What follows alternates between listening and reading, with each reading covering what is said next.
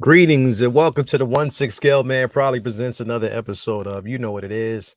This is Comic Book Talk with Friends Monday night with the crew. We got a lot of things to actually go over, but before we do, just got to give y'all words of advice. This is words of encouragement, also words of advice. Sometimes you got to choose your friends wisely. I just wanted to let y'all know that you got to choose your friends because sometimes your friends will expose you to some of the most traumatic shit that you've ever seen in life. And they'll look at you and say, it's okay. It'll be all right. Everything's fine. There was a moment one time. Let me tell you a little quick story, real quick. There was a moment one time we went to Six Flags Great Adventure. I gotta tell you about this story. Now, mind you, wasn't 50 yet, but I was well off early into I was in my 40s. Still had a little sprite in me a little bit, but at the same time, I was way beyond the whole roller coaster syndrome. I didn't want to actually get on any type of roller coasters. Probably got on a few. I was like, I have my limits, maybe two or three, right? Two mainly.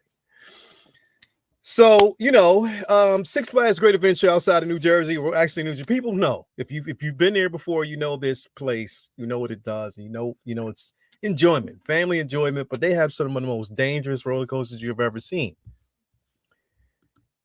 One certain friend of mine who goes every year with the family, for some reason, he believes that he is still 16, 17 years old and moves like that.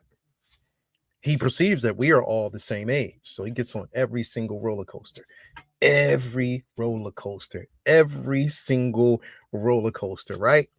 Now, my old ass, I'm like, look, I can't. So we got on this roller coaster. I forget the name. Vinny, you want to tell me what was the name? What was the name of it?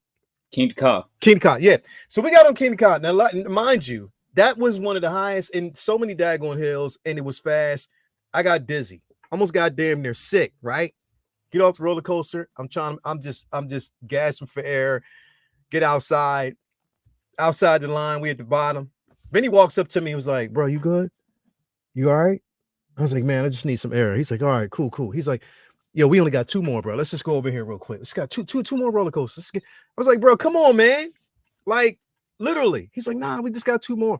Now, that was traumatic to me. And I was like, you know what? I never thought that he could follow that up and that would be the only moment. Nah. We had Horathon at his crib this weekend. We do this every year. Vinny would pick some of the most horrific films. And you would think that, each and every year, sometimes he surprises you, but you would get used to it. You'd be like, all right, cool, I'm good. Not this year. Not this year. The last film that we watched was so horrific that people would turn around and look at this motherfucker. It was like, yo, you all right? He's like, yeah, I'm cool. No, like, no, are you all right? Like, literally in life. No, I'm good. We waited till he left the room and we looked at each other. It was like, yo, you think that he'll do a Christmas thon? We definitely need something happy-go-lucky. That's how terrible it was. And it just kind of made me think, do I want to do this shit next year? Do I want to come back and watch another Horathon at Vinny's house? Because this shit was terrifying. And then on top of that, he had this young lady in on it. They were dapping each other up, eating cookies, talking about, oh, I got them. Wait till they see this next film. Woohoo, babe, you did good. Yeah, didn't I? Like shit like that. So I'm just letting y'all know, choose your friends wisely because sometimes they'll mess your life up. I had to go home and sleep, dream about this shit. That's how horrific it was. Ben, you got any words for that? Any comments? You be all right. Yeah. You go through this every year. It's like it's like giving birth and then like you think you'll never have a kid again because it's how painful and traumatic the experience was, and then in a few months you'll be like, yo, Vinny, what's Horathon this year? You'll be all right. You can go through this every year. Every year you're traumatized, but you heal. The human body is an amazing thing. You'll heal. You'll heal. I can't say the same for physically because we haven't been to another amusement park with you since, but Exactly. mentally you'll be all right. You'll be able to handle Horathon 2025. I'm sure. You'll be all right. Now 2025, the day after Horathon, I can't speak for that, but you'll be all right. It's Horathon, bro. I mean, we do Disney. We do happy Christmas movies in December, but October's for fucked up flicks at Vinny's. So that's how it goes. Which is why, again, I would like to tell each and every one of you out there, choose your friends wisely. So sometimes they won't have your best interest in mind. No matter how insane the movie is, do you think they care about your well-being? No, because they get the self-enjoyment of not only enjoying the film, but watching you squeal like a motherfucking bitch, like, oh, I can't watch this. And then we had to eat. That's the thing. He had cookies. He had all the assortments there. We had to watch this while eating cookies and stuff. Yeah, it's not cool. It's definitely not cool. But anyway, thank you guys for being here. Another crazy, amazing show. I am your host, Leo Rockwell, for the One to Scale Man YouTube channel. Do me a favor, hit that like button, subscribe, and hit that bell notification so you're always up to date as to what we got going on over the channel. See, even when I put my thumb up, it don't even want to come across. There it go, right there. Hit that bell notification so you always up to date as to what we got going on over here on the channel. Let me just bring in the panel, man, before we just do anything else, man. We got Jason's in here. What's going on with you, brother? You good? Man, my bad, bro. I was like, bro. My bad Monday. I was so busy, bro. The hurricane shit a couple of days ago and football, bro. Like, I'm like, oh shit, I gotta go on the show. So you came in right off the rip. Right off the rip. I had like, let me just sit downstairs this time. My bad Monday. I'm gonna be late. My bad. Fuck. My bad Monday, y'all. bro. I'm so sorry, y'all. I am my bad. About this. My bad Monday. I'm never Bloomer. Late, Bloomer, what's going on with you, bro? You good? Chilling, man, chilling. The day off from dunking on third graders, so we're resting. We're getting ready for a good bout tomorrow. I'm going to be going up against the fifth graders. This is a nice upgrade for me. A little bit nervous. Okay. I'm going to be stretching tonight. I'm hoping to put up a good career high 30 points. So I'll be back with the details on Wednesday. But happy to be here with you guys on Monday. Lovely day here in Southern California, so can't complain. I'm happy to be on here with my brothers on the panel. Of course, my man Jedi Pimp out there in the South getting hit by a little water, a little wind. Yeah, it was crazy, bro. I know. So, man, happy you're here with us, man. Happy you're safe. Yeah. Happy everybody over there is doing well. Your family is treasured over here in these parts. So, man, I'm glad you guys are good and blessed. Thank you, fam. Thank you, man. Thank you for being here, brother. Oh, before we actually get to y'all and everybody out there, and Vinny ain't got to say much more than what he already said at the top. We got my man Simon Kenobi. Thank you very much for the $20 bomb. Definitely thank you for being here, man. First time catch it live for the kids. Definitely appreciate that, man, very much. So again, which kind of brings me to this point before we bring this next guy, this phantom guy in the background, before we actually bring him in here real quick. Do want to actually say again, we are full-fledged ahead. If you don't already know, with the Halloween initiative, we only got 2 weeks left. So basically it's this week, and then next week is the last week, the 25th of October, my birthday, which is on Friday, will be the last day for the initiative. Again, thank you guys for all that you've actually done. I mean, we've been able to basically secure so many costumes because of you individuals out there, and it's been so fun. The experience has been great. So thank you very much to all of those who have participated in such an incredible event. And we thank you from the bottom of our hearts here at the Comic Book Talk with Friends family. So definitely thank you very much for that. Before we actually continue, got to bring this guy in here. He's not going to be on camera tonight because number one, he's doing some, stuff renovating at the house, but two, he's butt naked. Yeah, he's streaming from Diddy's crib since Diddy's not there. He's occupying Diddy's crib. Yeah, he asked me to house it. Baby oil room. He's over there because it's literally no Diddy. That's damn right, dude. That's it. Literally no Diddy's there. So he's you like, guys ever use a sex swing? Shit's crazy. Man.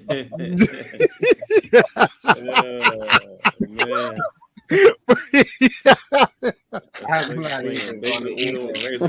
even going to poker pride with that one. I know. I'm just going to assume that sounds There's some like poking what and it prodding. is. He's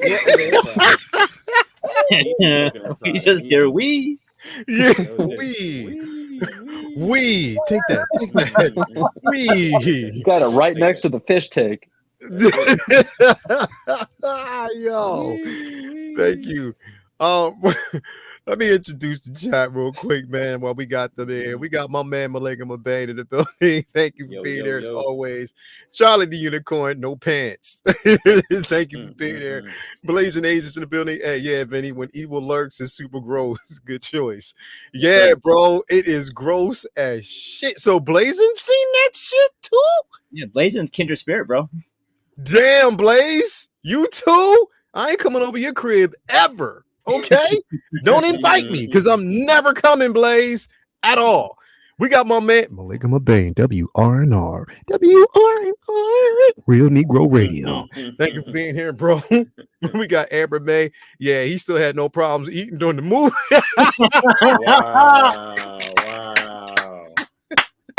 Wow. I mean, I'm saying that eating was probably your nerves. I'm saying that's what it is, bro. When you're nervous, you eat while you're nervous. You gotta be like, I need me some food. This is traumatic. Helps to calm your nerves. So thank you for that, Amber. It's crazy. We got Benjamin E. Green. What's going on with you, brother? Thank you for being here. My man Mark P is in the building. Thank you for being here. Who else do we got? Pedro, as always, thank you for being here. Nice choice. Nice choice. Tamed as well. Dockinator. Coming in hot with the bad, bro. My bad, bro. Thank you for being here as always. That's how Jay shows up to the battlefield. On my bad, on your left. Bro, right. We got low key. Sounds like Vinny is one hell of a host. Had food too. I hear no problems. That's it. We got my man Wavy Crockett's in the building. Thank you for being here. He said, "Yo, man up, Lael, man up. I've been bad. Couldn't have been that bad. It's make believe, bro. It's not real. Come on, man. Yeah. I bet you would have. Yeah, okay. We got my man Iron Star Killer in the building. What's going on with you? He said, "What 3 hard flicks would Vinny recommend for us to watch?" Ooh, okay. Human Centipede. I'll put the lineup that we watched Saturday in the chat. So. Yeah, definitely. We got Chuck G is in the building. Thank you for being here. Tijuana Mike is in the building. Thank you for being here, my guy. Got Marler in the building. Thank you for being here. Lewis Anderson, what movie was it? Yeah, he's gonna put it. Yeah, with Evil Lurks, man. Whew, hell, no, I ain't watching that movie ever again at all. Spice is in the building. What's going on, suckers? Thank you for being here, brother. As always, definitely appreciate you, man. We got Ren's in the building. Good evening, everyone. Thank you for being here. Ren's Talent Tino is in the building. Striker 47. We got my man Ghetto Yoda. What up? Hope we're all having a good night. Yes, we are, man. We just getting it started, man. You already know what time it is. Sir. Before we actually jump in, really quick, got to pay homage to where we get these actual figures from, as we always do. And when and whenever this dude is not butt naked, he is at his shop. Comic Relief Comic Collectibles. Again, if you're looking for them comics, 1 tip scale, 1 soul scale, you can find it over there. Token parties, you won't find it here. Diddy parties, maybe in the back room. But in any case, sign up for that after dark. After dark. Oh, another kind of relief. Hell yeah, man. Don't forget 1/6 scale too. 1/6 scale baby oil. What? Dude, those things are flying off the shelves. That's travel size. That's the only way you can get them anymore. 1/6 scale baby oil. Travel size, man. Travel size. Insanity. Give your figures a shot. Motherfuckers think. Make sure you sign up for the newsletter so you're always up to date as to what's going on over there at the shop. For when you're on the run, I mean on the go. There you go. That's it. We got my man Ray over there at Underground Figures, Underground all day, every day. Ray, if you were looking for it, he got it. Sign up for that newsletter so you're always up to date as to when your figure's going to release or what's going to be revealed. No NRD. Shipping and handling is definitely reasonable. Hit him up, tell him I sent you over there. My bro got you. He will always take care of you. Also, we got my man Ray over there at Hawk Wars Toys. That's Hawk Wars Ray. Again, if you were looking for those grills, he definitely got them. On top of that, comic book stickers to boot. Always make sure you have source material.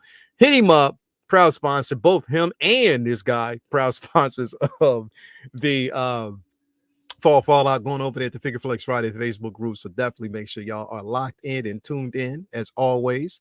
So we definitely appreciate that. And last but not least, got to give a shout out to my man Brian Wong over there at Module Case Module Space. Want to make sure that you have an incredible display.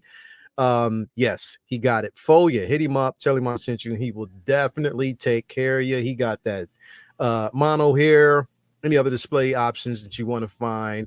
He got you. So he'll always definitely take care of y'all. So make sure that you are locked in.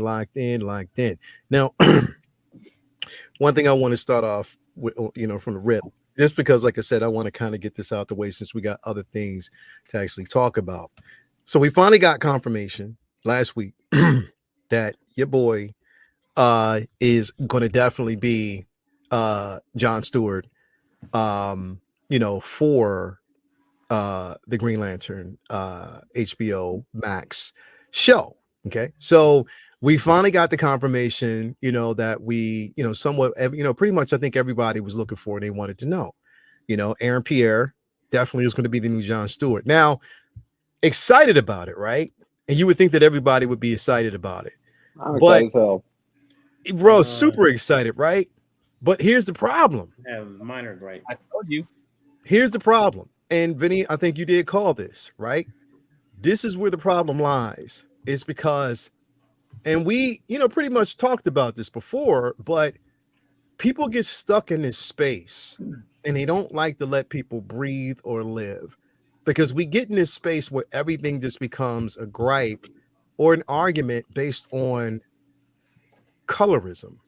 So, oh Lord, the biggest thing, yeah, bro, like, so they're saying, even though he's a hot actor right now, on his zeitgeist, so pretty much everybody's whatever, is part of the conversation, in Hollywood. And I was watching this one reviewer today, and she brought us some very good points. Now, it wasn't a bad reviewer. I mean, she reviewed and she talked about it. She brought us some interesting points. And her point was, for one, she was like, he's a phenomenal actor. And that one of her biggest problems was that Marvel missed out on the opportunity because of the simple fact that he was scheduled to be part of the Blade film. Mm-hmm. Right? So, and he would have been the perfect villain for it. So they didn't nail that down. So, again, we have, James Gunn, who comes in, swoops in, and he's like, I got this, which rightfully so. If the dude's hot, you want one of the best choices out there, you'll take it. But one of her biggest gripes was, which she didn't have too much a problem with, but she was talking about how John Stewart, from different people's perception, is that he's a darker skinned individual. Therefore, he should have, she said that he should have passed on the role, or, possibly maybe he should have passed on the role and recognized that and gave it to somebody else. Now, he'll be all right as an actor. He'll be all right. He can get other roles and stuff like that. He'll be good. Yeah. I don't know if I don't really necessarily agree with that, because, again, it's from a point of view, because different artists have different takes on John Stewart. One artist will basically draw him darker skin. Another one might lighten his skin a bit. I don't get, listen, bro, I understand. And I reside on the camp when it came to Storm, definitely should have been a darker, but there's arguments to be made with that, because we know that character, no matter how they've drawn that character, she's always been darker skinned. This character's interpretation is always different depending on the artist's view. I don't see where there's a problem with this. Now, I'm going to start with you, Jason, because how do you feel about this choice? I think Bro is a good actor. I'm not taking that from him at all. I think he can portray a Marine. I think he can do John Stewart to the T. My problem is with Hollywood. It's like they had okay when Snyder picked his Green Lantern, he looked amazing as the guy they had to play John Stewart. I forget his name. Mhm. Um, I would have preferred him or the guy from the young man from Snowfall. I think he was a runner up, and Mhm. it was another one. It's like three runner ups that were darker than him Yeah, that looked more to the comic book version of John Stewart to me. I know he's the been dude lighter that and was darker. It's Bloomer's ex-girlfriend's partner in that movie.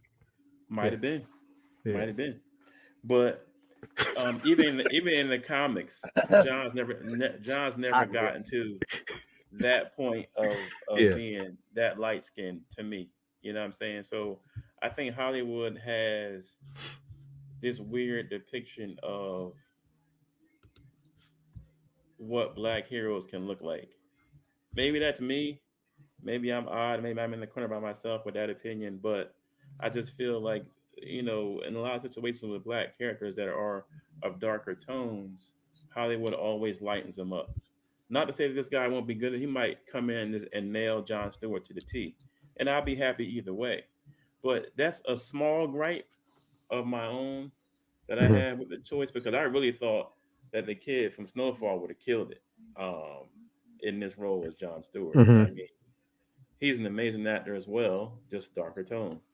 You know what I'm saying? And I thought that would have been more true to the character of the depiction of John Stewart from the comics. So And but I am satisfied with the choice. I'm just glad he's black. You know what I'm saying?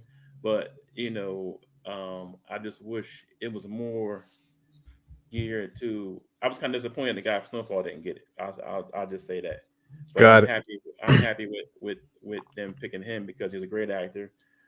He can throw down. So let's see what happens. But just my personal opinion, the original guy they had playing him in Justice League or the Snowfall guy would have been my choice. You know, Mm. um, I don't So know. let me. Okay. So I wanted to bring this up real quick. Hmm. Not that this matters, but Hmm. it's just an example, right? Hmm. So this was an animated version of the individual. Hmm. Okay. Animated interpretation. And somebody would look at this and be like, well, it's just drawn that way because they didn't want to draw it too dark. He's still darker than no boy though. Is he? It definitely is. Mm. Definitely is. Definitely is. Is he? I don't know. Maybe it's a point of opinion. So when you look at But that, yes, right? And then you look at, and I'm just giving you an example. Now, mind you, these are just examples. And you look at this. light bright, So, light I bright. mean, it's up for interpretation, but my point is why, and not you. I'm not saying you, because you Mm, have, I'm saying for other. It's just a complexity thing because what I grew up reading. You Yeah, know what I'm yeah, yeah. saying? What I've Yeah, yeah. seen on the TV shows, the Yeah. cartoon shows, or whatever. That's the lightest version of John that I've seen in the cartoon, the one you just showed. That's probably from a new animation or whatever. But John has always been either brown or dark. I'm not making it a big deal because the guy's a good actor, and I'm glad we have another African American superhero being depicted on film. Hmm. Hmm. So I'm not gonna like freaking make it like an atomic bomb big deal. I'm just not. Okay, so let me ask you a question, right? This is just Hmm. a question. I'm gonna throw this out there, right? Hmm. So we know that Method Man was positioning or petitioning to be Bishop. Bishop's This- darker than Method Man. Huh? Bishop is darker than Method Man. That's my point, though. Hmm. Would people accept that? Accept him being Bishop? Because who Method Man already is. I mean, it's the Method Man and this guy. Like you can't. That's like comparing apples and oranges. Hmm. Meth's already out there. He's Stone Cold artist, Wu Tang forever. People know him. Have known him for years. He's new. This guy here is new to the block. He's a new guy on the scene, and it's better when they have new actors that go out and play these Hmm. roles better than guys that have been known and been out there already. Gotcha. But I still think in my heart, like the dude from Snowfall would have been a better choice. as far as having the look and having uh, um, that character that John has. Like I said, this guy, I have all the faith in the world that he's going to knock it out of the park and represent who John Stewart is as a character. But I just feel Mhm. Hollywood is still not comfortable with putting darker skinned actors in these kind of roles. Like we Mhm. haven't had one a big role like that since Blade for a darker brother. You know what I'm saying? Like we come in all shades. You know what I'm saying? From the darkest dark of dark to the lightest of light. You know what I'm saying? So I'm all for another hero being depicted by us. You know, I don't Mhm. have a problem with that. My gripe is Hollywood, you know, we come in more than one Mhm. shade. You know what I'm saying? Like we come in more than one color. Boom. You know what I'm saying? Like I don't know. I feel he's gonna do it justice. I just feel that, you know, Hollywood should be put on notice about what we look like. I definitely agree that Hollywood should be put on notice, but I also look at it as sometimes it's the best actor for the role and someone who Yeah, embodies. yeah, I look at that as yeah, well. I get that. Yeah, I give that to you. Holly Berry was never Storm to me. I'm just going to say, No, I don't care how I beautiful people, she was I agree. never I Storm to agree. me. Never. Storm is beyond the beauty, man. Yeah, she was never, it was beyond the beauty. Right, But it was right, just how right. she acted. It just Acted. didn't portray No, Storm. So that's she was why I not didn't. It Storm. didn't have nothing to do with her skin. Right, It was nothing. just that she was never Storm to me. Right, All right. right, right. I Um, agree. Bloomer, I'm gonna go to you real quick. What's your thoughts behind this and the selection? What do you think, bro? Um, I believe the selection is great. I love what I saw out of him in Rebel Ridge. And the more and more I look at different interpretations of John Stewart, I see that he fits. Mhm. He isn't as like as as light in that photo there because it's going to be under different lighting Different and lighting make them darker. it's yeah. So I think things will all pan out, and I'm really just looking at it in the sense of I'm excited to see them bring to life a character that for so long people have wanted to Mhm. see on screen, be taken Mm-hmm. as serious as possible, big Mm-hmm. time budget, a part of a big time universe that's being taken seriously. So I'm really hopeful and optimistic that this will work out for the brother, and I can see him in John Stewart, or I could see John Stewart in him, however way you want to phrase it. Mhm. So I'm really excited about that. But I do want to add an addendum to what Jedi Pimp is saying, and then also Mhm. what you're saying, Leo. Mhm. And that is a long, nasty legacy Yep. that has Mm-hmm. lived on in Hollywood, and also that that legacy also lives on within us because of what our people have gone through and what our people Mm-hmm. experienced, and Mm-hmm. those things have been handed down to us. Yep. Mm-hmm. um you It's really hard to explain it unless you have proximity or you're in it. It's really hard to explain. It's one of those things that doesn't make sense if you just peek at it from the outside in. Exactly. But Right. there's always been some sort of, I won't say some sort of, there's always been a hierarchy in terms of our skin, the variation of our skin colors, and what that allows us to do, even in our existence of just Mm-hmm. of black people in our domain. It Mm-hmm. don't make sense. It don't Mm-hmm. make it right or wrong, but these are things that for a lot of us have been just like unknowingly passed down onto us. There he And is. so these There are he is. things that we deal with, and and I Mm-hmm. understand part of the design for John Stewart was the dark skin, was to have that representation. And so I'm hoping that that doesn't get lost in the translation with this casting, because I think that Mhm. this actor, like Jedi Pimp said, He's really great, and he's shown his talent. And I'm always about meritocracy in its best form, in terms of the best person gets the role, the best, most talented, hardworking person gets the shot, and I believe that's him in this time and place right now. And so it remains to be seen if this will come to a real positive fruition, but I'm positive and hoping it will be. Like my gripe about it is not even towards it was towards Hollywood, bro. Yeah, this is an industry, social, economical skin situation that just goes beyond just this casting. So please don't take our words for it. We just want to give you guys nuance in perspective, terms of how things are being viewed within our experience. If you guys think this is crazy, please come and step back with us through the whole Chadwick Boseman and Wakanda Forever debacle. Please come step back in there with us, because we think that was crazy. The discourse there was even more intense, and even a lot of both sides made a lot of sense, which was the crazy part. And we get the same haircut that spans galaxies and dimensions with Miles Morales, and like the Jedi from Star Wars and the Miles Morales video game. We get the same haircut and a Killmonger. We get the same haircut that spans dimensions and galaxies, because that's what black guys wear, I guess. Man, I ain't never seen him up wear that. Yeah, so it's just that it's not even my gripe is not even towards the actor. I think dude's gonna kill it. It's just that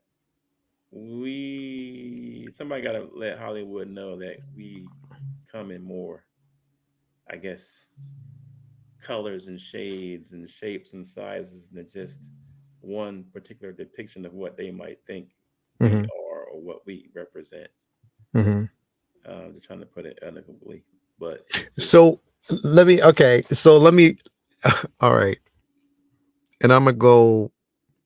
Just Vinny, I'm gonna leave you for last, because I know you about to take motherfuckers to church. So you always gotta leave Vinny for last, because you got a habit of taking motherfuckers to church. I wish you'd have did that on Saturday. So let me Jacob. I got beef, bro. I still got beef. Jake, I'm here. My question is, and here's where it gets fucking funny. How did we feel? How did we feel when who was his name?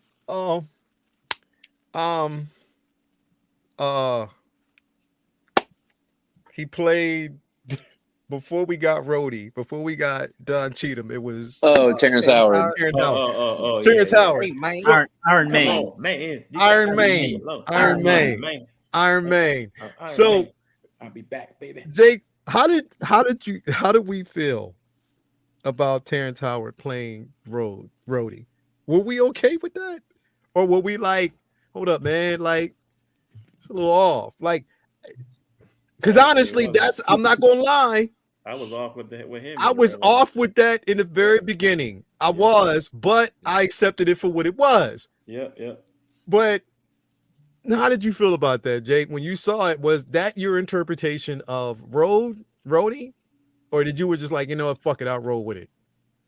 All right. So I know everybody in the chat can't see me, and my very white, smooth voice would probably trick you into thinking I was some suave black man. But that's it.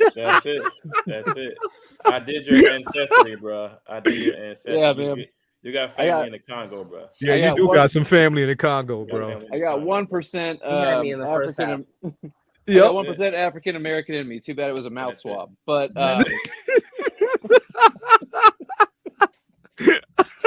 he watched Yo Six tonight. But let me try and tap dance through this minefield here. Listen, speaking as a white guy, right? Yeah. When Terrence Howard got cast as Rhodey, yeah. Wait, I know, Blazin. I was shocked to find that out too.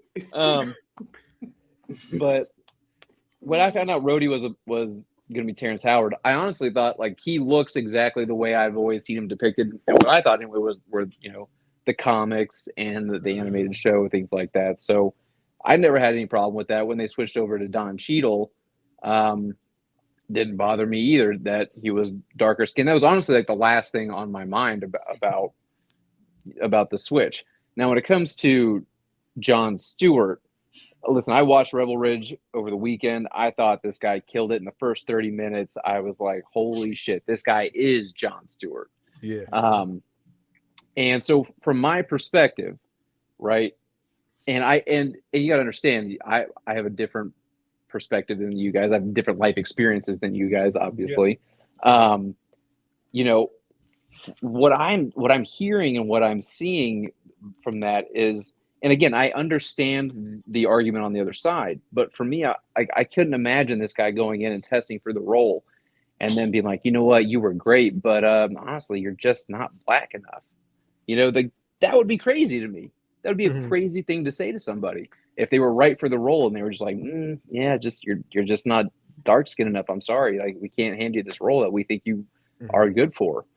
But I also feel like, again, I please take what I'm saying with as much good faith as you will allow me. Yeah. But this, I just feel like we're furthering the division at this point too. Like it's like, and I understand what Bloomer was saying. I understand what Jason was saying. Like, hey, we want representation of darker skinned guys up on the screen getting these hero roles, and I completely understand that. But at the same time, I look at it and go, well, now we're starting to divide it even further, and I don't want to see more division. What I'd like to see is just more inclusion. But I don't want to start drawing the line saying, well, hey, we've got these light skinned guys and these dark skinned guys. To me, we're all the same. We're all part of the same group, but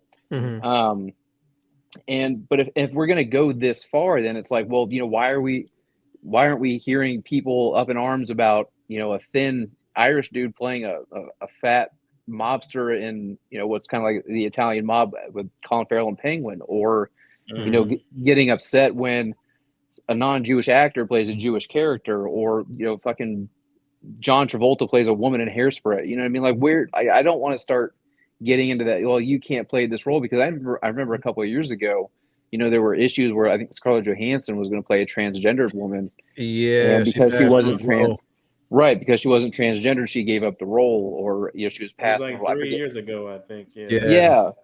And I'm like, I don't want to see that. I don't want to see that we're denying good actors for good roles. I mean, at the end of the day, it's all make believe. These are stories for our entertainment, right? Yes, there are life lessons to learn, but I don't know. I thought the dude, I was sold on this guy within 30 minutes of watching the movie of Rebel Ridge as Jon Stewart. I'm like, dude, you don't have to give this guy fucking,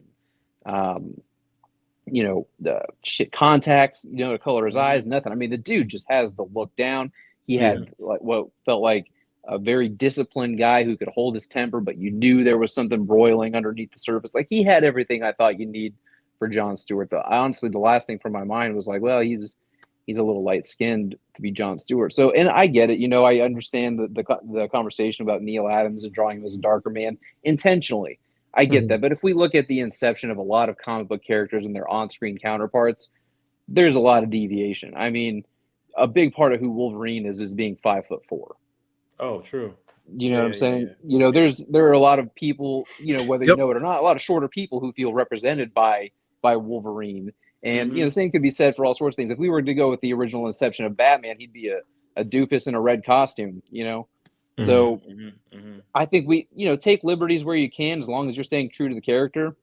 Yeah. But I also understand where my perspective comes from. And I'm keenly aware of that. And so I'm speaking from my own personal position. Gotcha. Definitely got you.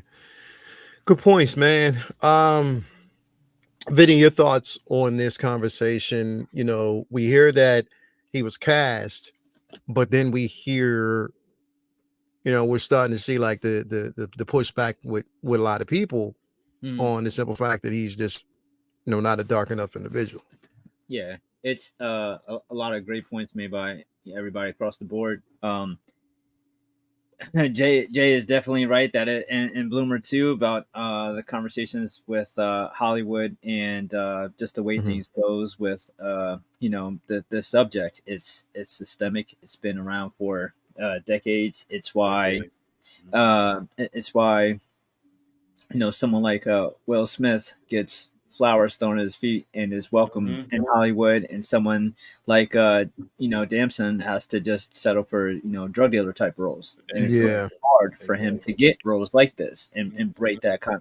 And this is a funny, nice like British dude. Like he's not some kind of he's not. We're not talking about 50 Cent here, but Mhm. there's but Hollywood is in the business of making money, and Mhm. even if you have uh, producers or casting directors who want to take those chances, they have directives and they have people they have to answer to, and the people they have to answer to don't take necessarily fans of John Stewart or of T'Challa or this, that, and the third into uh, account as their sole decision making process. They take the whole of the big picture into account. Mhm. And Mhm. unfortunately, it's still a country where many people will look at someone like Will Smith and say, you know, he's safe, have a seat. You can sit next to him on the bus, there's no problem. Exactly. Right. And see Jay and lock the door and hide the wallet and Exactly. say, I mean, if Jay, I guarantee you, Jay has two different experiences walking down the street. One, if he's dressed like he is now, and another, if he's in his fatigues. If he's in his fatigues, Exactly. he's one of the good ones. Mhm. So that's what Hollywood has to deal with when they're casting roles. Mhm. If you cast a dark skinned actor, you probably are sitting there in the boardroom talking behind the scenes without Mike that how many ticket sales are we going to sacrifice for this accurate portrayal of what Neil Adams, Mhm. initially created? Because he had to fight for making that character the way he looked in that book Yep. with his editors. Yep. And we all know that as much issues as comic book creators have to fight with, that's a whole nother ball game when you get to Hollywood. It's a whole Mhm. nother ball game, and they're much less likely to win those types of arguments because money, in Hollywood is so much more of a big deal, and that's why we see so many deviations from so many different things because it's so much more to the masses. So it's obviously something that was taken into account. However, you have all these different like gray areas things like Jake brought up Wolverine. Like there Mhm. is going to be all right, there's going to be wiggle room for something like this, and like uh, you're not going to. I don't think we'll ever see a 5'3" out there. But as a short dude who would love to see a short Wolverine, I'll, it's like I can't be too mad at someone like Hugh Jackman because he's Wolverine every single way except for the height. Mhm. But That's I right. know I'll never get a 5'3" Wolverine. But like, all right, well, what if there's somebody who pulls it off as great as Hugh did, but he's like 5'7"? Like, can you work with me here? So Mhm. I think what we're getting here is something that absolutely does fall into the realm of raising the eyebrows of is this Hollywood strikes again?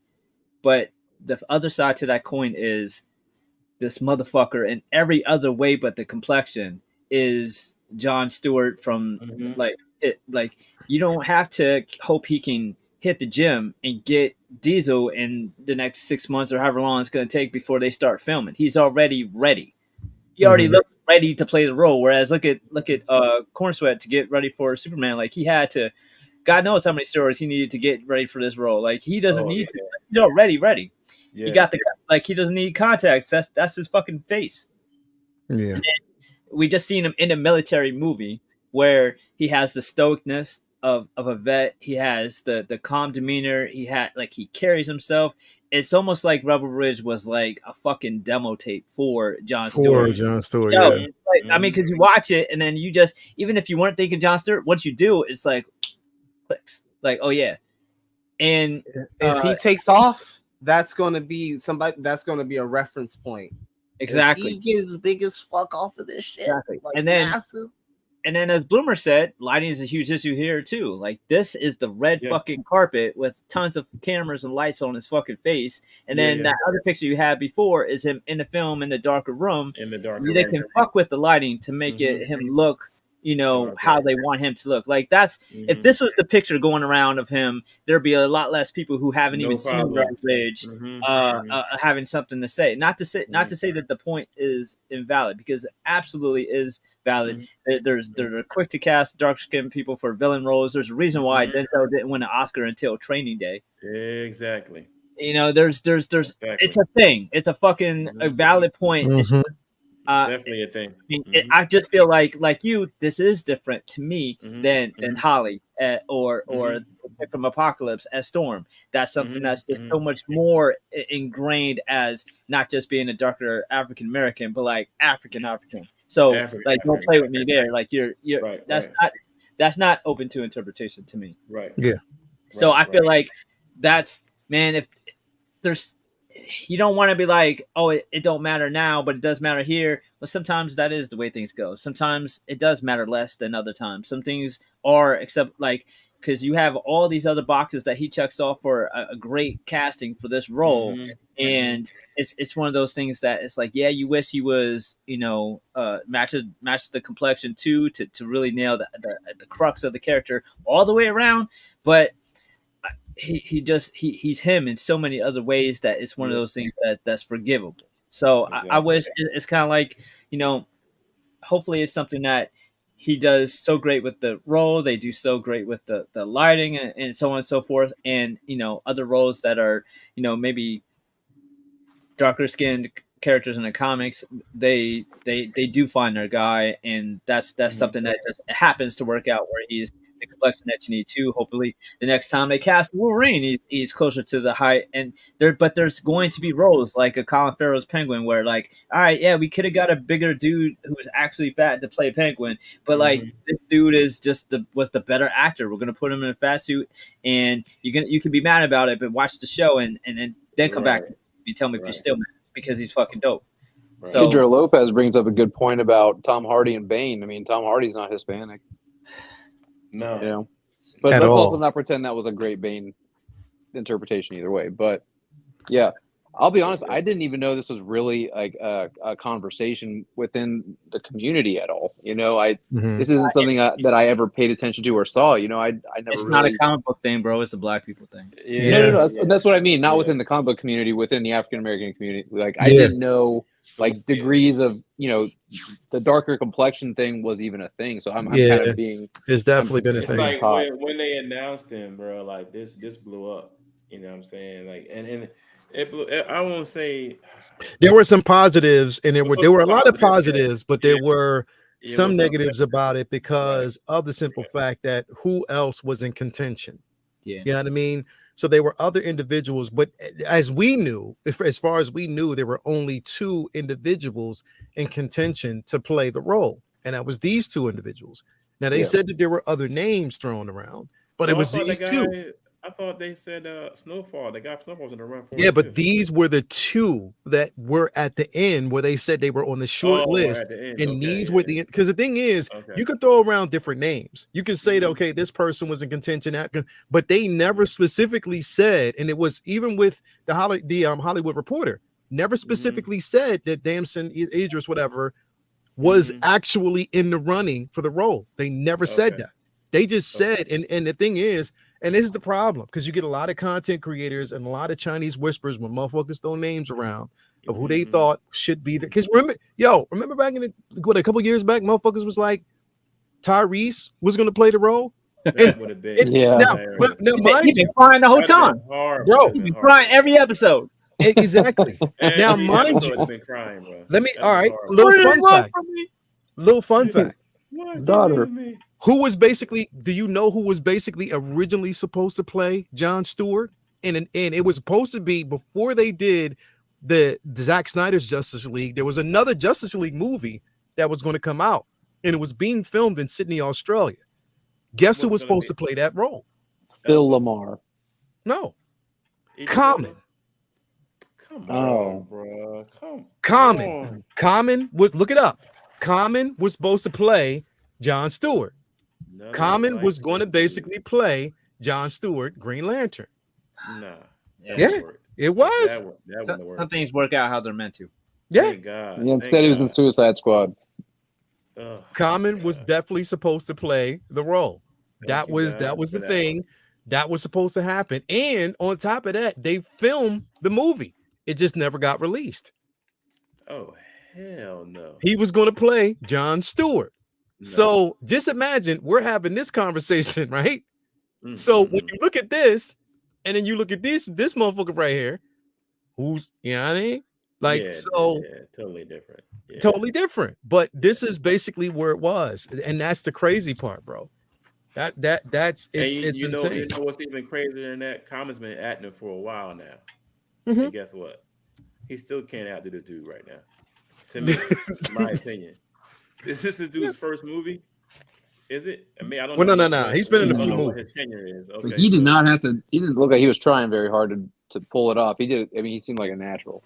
Yeah, bro. yeah, Hollywood like has tried the common experience. I think yeah, and he's gonna Hollywood's been get like, nah, sub nah, roles bro. and minor roles, which is Yeah, fine. He can get that little bag. yeah, That's fine. It's yeah. He's cool. getting Yeah, paid, but yeah. not a John Stewart. No way, hell no. No, but that's what I'm saying. Like, because it was him.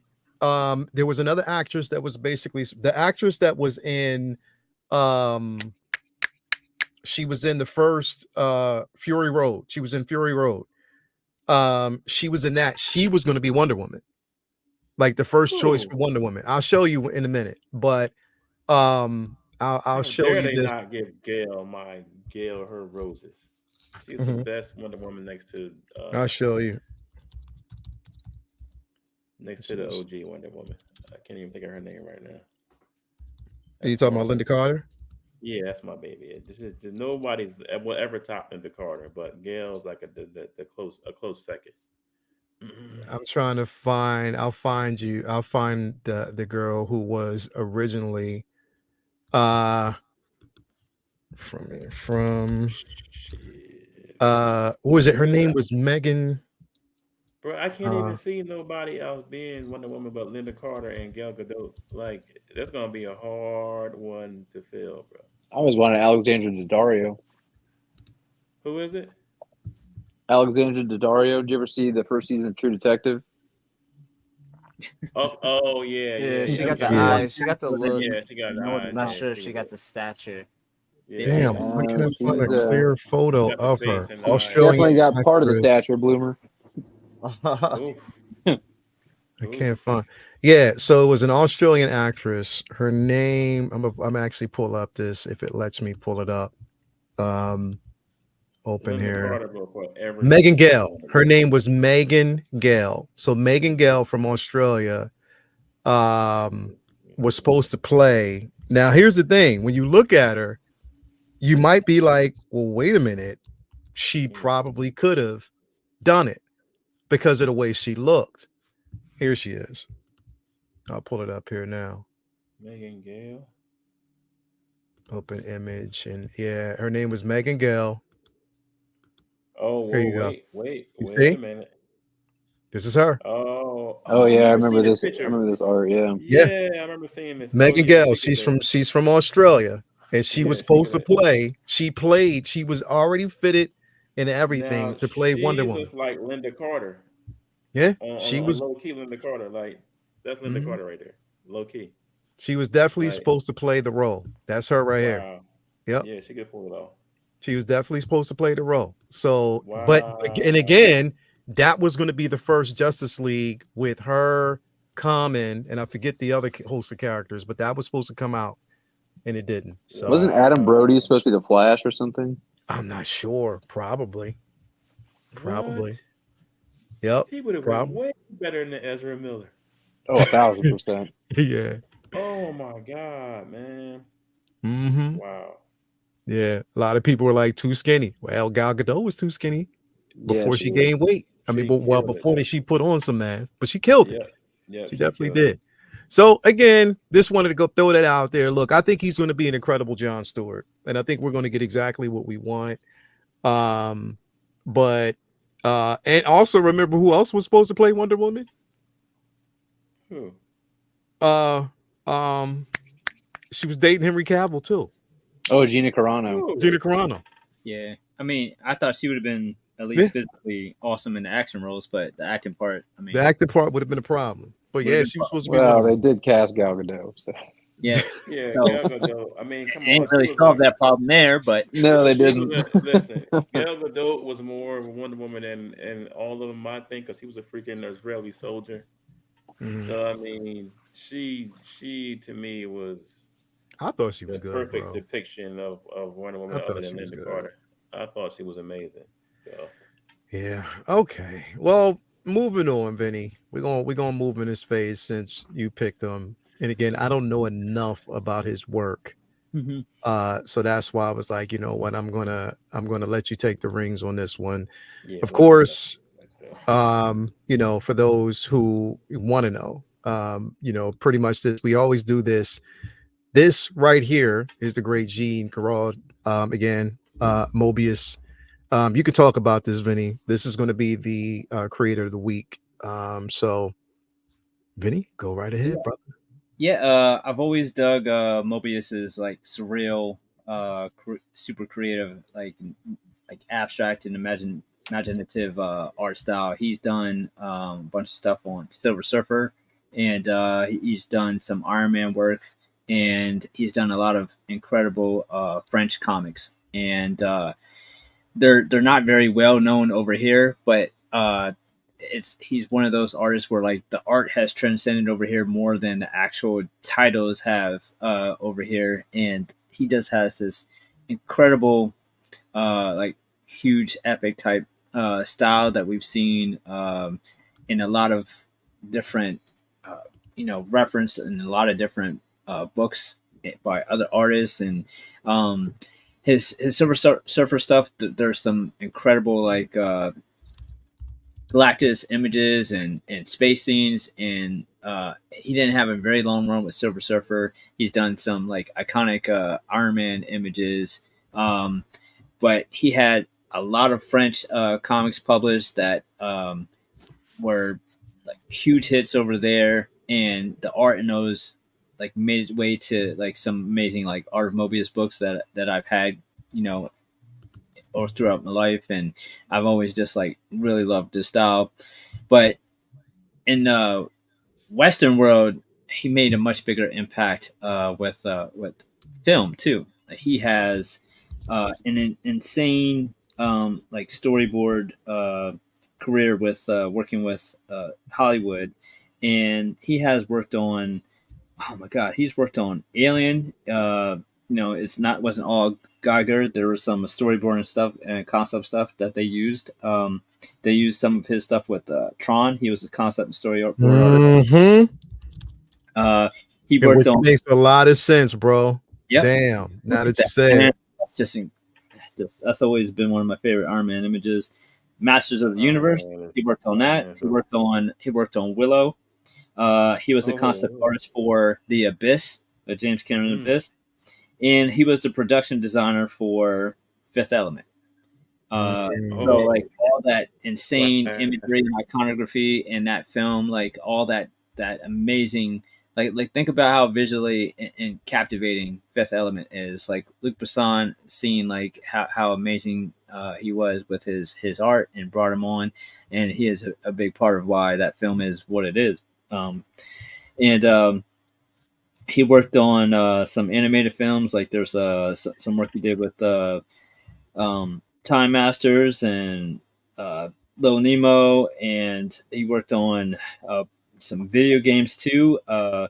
Worked on Panzer Dragoon for any old Sega Saturn fans, Jet Set Radio, um, just tons of video game work that he did for artwork on with either like the storyboarding of video games, but a lot of his art isn't like super you know used over here in our books over here, but it's like a whole bunch of heavy metal type style of stuff that made its way over here. Like so he had this huge influence on kind of the foreign French abstract style that we see like very similar to like stuff like Scavenger's Reign and projects like that I feel like is heavily influenced by his style. That's just super dreamscape like, fantasy like. I mean, this is somebody who had inspirations with like the Frazettas and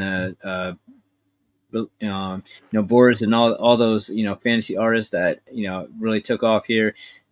They had that kind of like one foot in the door, 1 foot out of the door type of relationship over there with his art over there is kind of like the fantasy artist did over here, who've worked in some books like Conan and stuff like that. So Mhm. I was I was always wanted to have him on here as a feature because his style is just incredible. If you ever get a chance to check out some of his artwork, it's just amazing. It's not like I said, it's not as well known because it's not a lot of superhero stuff in it, but it's Mm-hmm. really creative, really abstract. Just one of the legends because he's brought such a fine art abstract style to what is sometimes a very simplified artistic outlet and medium. Not to simplify what a lot of Western artists do, but he was doing stuff on like a very, very large, epic type of scale for for what he brought to the table that I feel like is super commendable. So that's somebody I always wanted to mention. Like if you ever get a chance, go check out one of his art books or some of his stuff with Silver Surfer or Iron Man. Shit, even fucking heavy metal. Damn, bro. I didn't know. Bro, Yeah. I did not know who this guy was. I was stumped. Yeah. Ever. Man. This is the He's first time I've been Bro, stumped by an Heavy artist. Metal was one of the dopest animated The dopest, films yep. ever, bro. Yep. Damn, bro. I've never been stumped by an artist since it's been a long never. I This is the was stunned by it too when he brought it up. Yeah, I've never even heard Make this it guy 3. before. And right, and we've seen his work all over the place, not even knowing this is work. Didn't even know it was basically him, bro. Like Dude, that. when you said Little Nemo, that's when it clicked for me. I grew up on that movie. Mm-hmm. Well, yeah, bro. I mean, like look at this type of stuff. There's thousands of works out there like this from him. Crazy, He's super accomplished. There's so much stuff out there, and I feel like dope. there's a lot of stuff that was heavily influenced over here by the heavy metal doom type style. Like he was, he had, I think he had a hand in that too. In one of the versions of it, I think he did. He worked on Dune as well. He worked on damn. Yeah, let me just put this up here for Bloomer real quick. Dude, he looks like he did some of the art for some Pink Floyd music videos. Yep. There it is. Did he? Did he, Vinny? I know he did a lot of that Spider-Man is fire. It's like hell yeah. That's dope. Bro, look at Hell that. yeah. This is the symbolism. Look at that, bro. That is raw, man. Yeah, wow. bro. Amazing, bro. Guys, the truth. That detail, that blue and that purple. Yeah, bro. No, not that I know of, Jake. Wow. Say it again. I don't believe so. I could be wrong. Oh, okay. Wow. I mean, it looks similar to Yeah. is it Another Brick in the Wall, that music video I'm thinking of? Yeah, they might have just kind of been influenced by him. Yeah. This is why we do this. Because sometimes we even get stumped. Because I'm definitely stumped on it, bro, because I didn't know anything about it. Nothing. Kind of looks a little bit like Jay Lee and who's the guy? Oh shit. He has some. I can't think of the other one, but he his style reminds me a little bit of Jay Lee. Like maybe Jay Lee took his inspiration. Mm-hmm. So he did a lot of the heavy metal. Like he did a lot of stuff for the movies. Yes, a lot of movies and the books. Yep. Oh, and the books too. Yeah. If you look, the movies and the effing books, bro. Crazy, wow, bro. I messed up now because crazy, insane, right? Mm-hmm. That's crazy. Told you, they be smoking them trees, bro. I still have I think I still have like one or two of those heavy metal books in my totes too. I gotta check. That's crazy, man. Bro. Incredible. Definitely incredible. If you haven't already checked out his work, come on, man. Definitely worth checking out. Dope, bro. Dope choice this week, V. Definitely dope choice. Where's this Spider-Man from? Is it from an actual book or just a cover or what is that? I think it's just I don't think it's It's from an actual it's comic. not for it's just He just again, drew it and just It's drew kind of it. like And that Iron Man. That Iron Man I've seen for years, and I tried to track down like the whole thing, but it's just like Iron it's Man he did. just mainly a concept of it. wow, wow, Incredible. wow, wow, wow. Definitely, brother. Definitely, brother. Got to give him a shout out. This If was you a haven't good one. checked out This was his a good work, one. if you don't know it, it's out there for y'all to find. This was a good one. Moving on. That was a variant cover, Jay, Yeah. for Oh, 800. variant cover Yep, Mhm. for Spider-Man for 800. 800. Yep. Yeah. Gotta buy that right. Moving on real quick here.